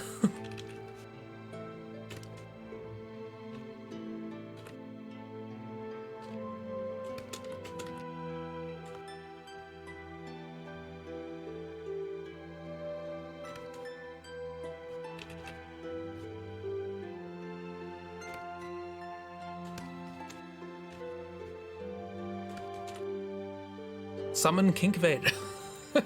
Is that going to be when we make a JRPG? Kinkvade is going to be one of the summon abilities. Anyway, we get here and Vivi goes like, "Oh yeah, my grandpa mentioned this place. He didn't mention it being cold. I feel like that's something he probably would have mentioned." And James is like, "Oh yes, well, clearly your grandfather is extremely knowledgeable of the world. We should thank him once we return to the castle." And Vivi goes, this is going to be tricky, he's dead."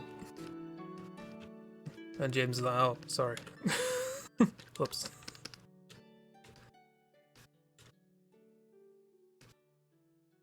Because James is very good with social situations.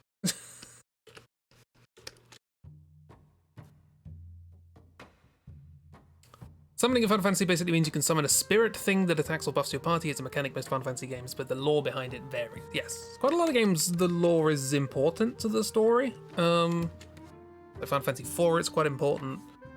There's a whole like tribe of summoners in that. Final Fantasy X, it's very important. It's like the entire impetus behind what the characters are doing.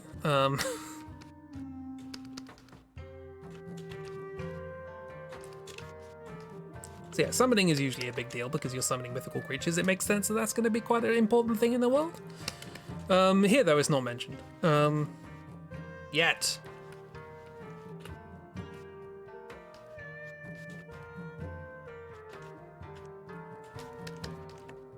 Anyway, James suffers yet another social faux pas. And we learn that Vivi had a grandpa.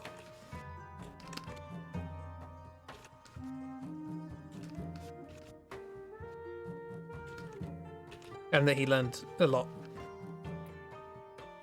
from him. Also kind of important in 15 too. The only thing I know about the ones in 15 is that they're absolutely bloody enormous.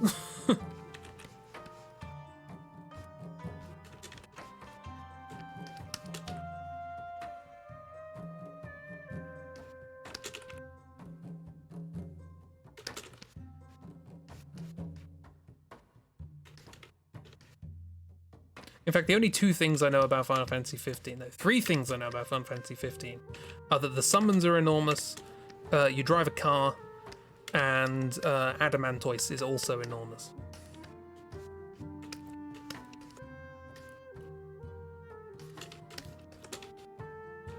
The princess is also here.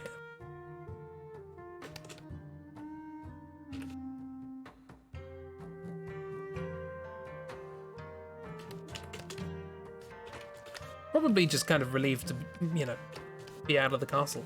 She wanted to be kidnapped, she's not there anymore. Hooray! Step one. Step one achieved. Probably not too happy about the circumstances, but it's better than nothing.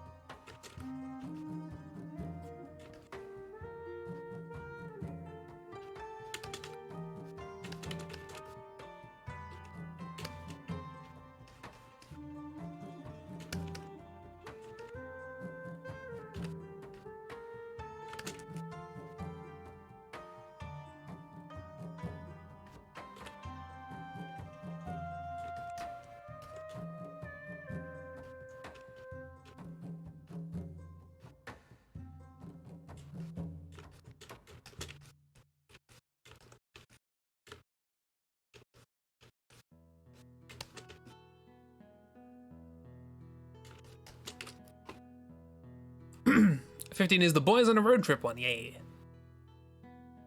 Boys on a road trip is 100% accurate. The other thing I learned the other day actually was that the development of the game was really rushed and quite a lot of the story got cut, so that's fun. Very much a road trip with the boys. Wasn't one of the voice actors in something else and you were really surprised? Hero? Can't remember. I remember you going, that's him? Actually, hang on.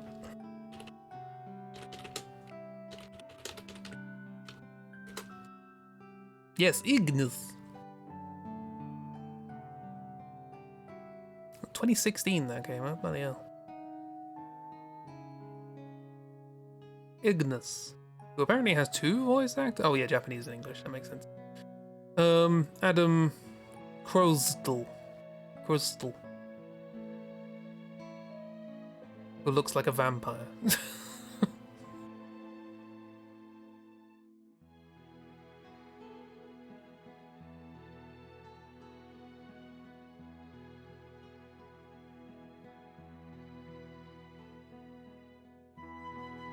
Who else were they? Oh, Eyster, yeah, yeah. Eyster from Borderlands. From the Jeeb streams. Yeah. The other thing I remember about the Final Fantasy 15 voice actors is that one of them has my name. Almost. Gladiolus' voice actor. Very close to my name. Not Gladiolus. My name is not Gladiolus. From the Borderlands, which presumably we will see more of in tomorrow's stream. In fact, actually, this is probably not a terrible time to stop. We're about to go into this cave that is very cold, and it's just, you know, classic ice level. I was about to say with classic ice enemies. No, not really. There's a goblin with a fur hat.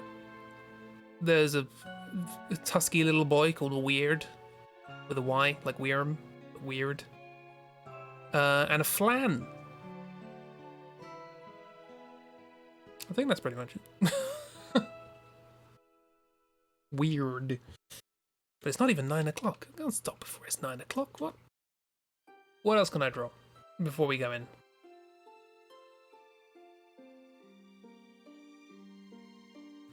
Versus having a Moogle hood is very good. I can't remember why we did that, but it's going to keep her warm in the ice zone, so that's nice. We have 1 minute. What can I draw in 1 minute?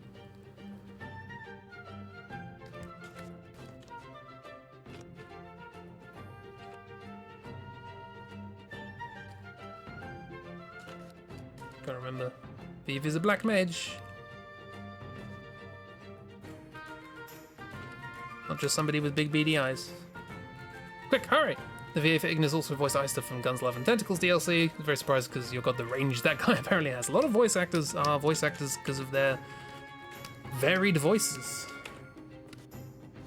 And then you have people like Matt Mercer. I'm gonna draw a flan.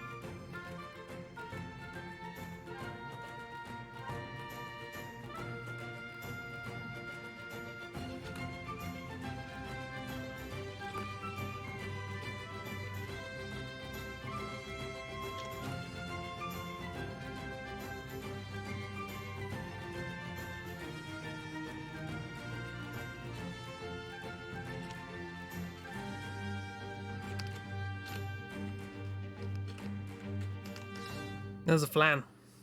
My minute's up! Oh no! The others are voice actors because they're Chris Pratt. There you go, this is an enemy you can fight in there. They're called a flan. They hit you with their floppy head. Also because your brother and you quote Ignis all the time, yeah.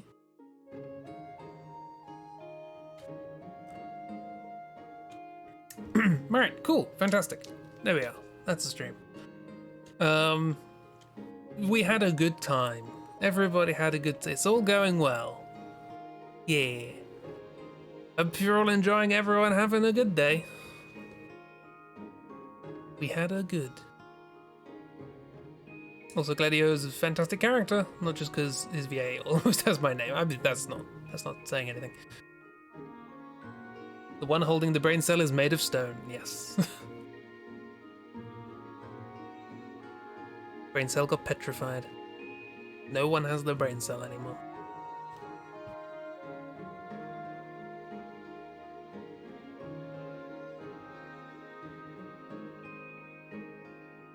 I'm seriously trying to think of anyone in this story who has a brain cell.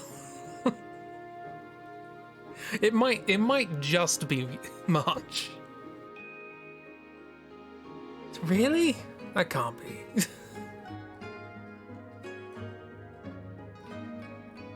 I mean, I guess the villain, but that's not our team, is it? I think everyone else just sort of bumbles into situations. It's just March. Oh no, Jesse. Jesse has brain cells. Jesse's competent. Oh, Professor Tot, yeah. Who I only realised after I was drawing my crow doodles. I ended up making somebody look quite a lot like Professor Tot. That's fine. It happens. Writers knew he'd be too powerful if left alone with the brain cells, so they had to petrify him. Yeah, I just want a conversation with Professor Tot, Jesse, and March. The only characters in the game with brains. Professor Tot? Who gave a Tater Tot a degree?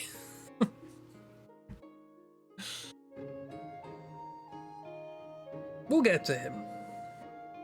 We'll get to everyone else. We've met, like, less than half of the characters in this game. There are so many. Jesse has brain cells, but also is a bit blind, metaphorically. And literally, they only have one eye.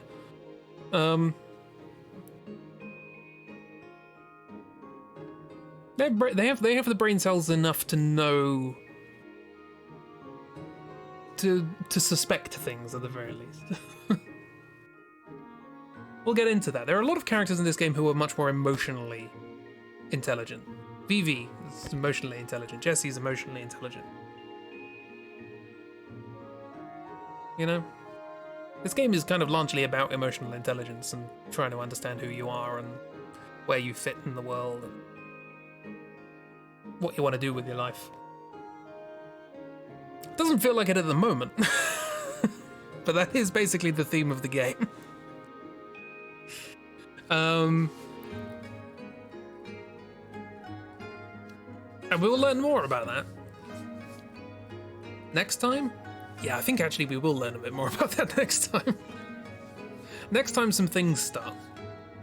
So yeah, I'm gonna go to a lovely, quaint little village. Well, we're gonna go to a cave first, but then we'll go to a lovely little, quaint little village. And then the last disc happens. Which I guess also carries on their theme, sort of, but it doesn't, not necessarily. And by not necessarily, I mean it's not necessary.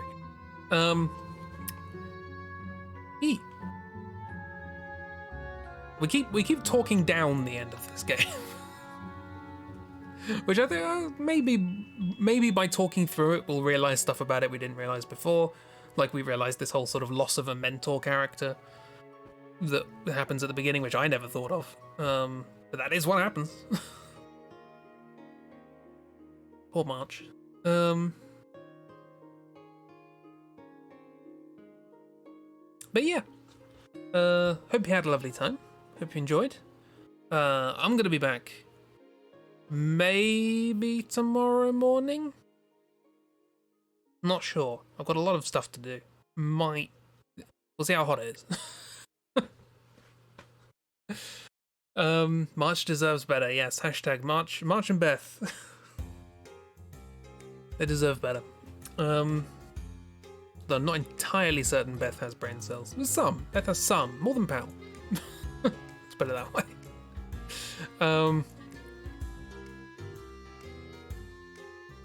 But yeah, thank you for coming along. I may stream tomorrow morning, maybe not. I'll tell people if not. Like I say, I've got a bunch of stuff I need to do.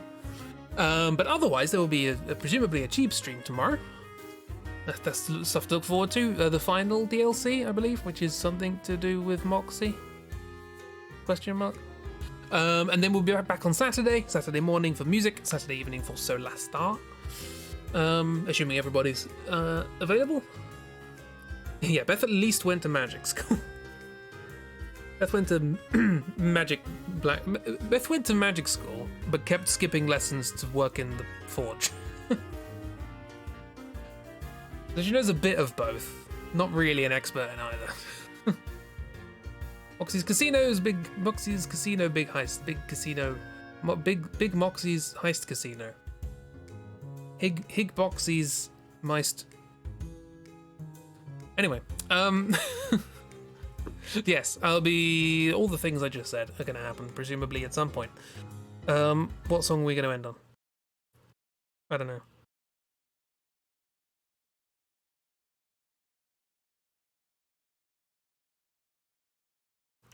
Toad Soup. I'll end on Toad Soup. Have a good one, everybody, with the body of the every one. Thanks for hanging. Hope you enjoyed. Have a chill one. And goodbye. Bye, everybody. Bye.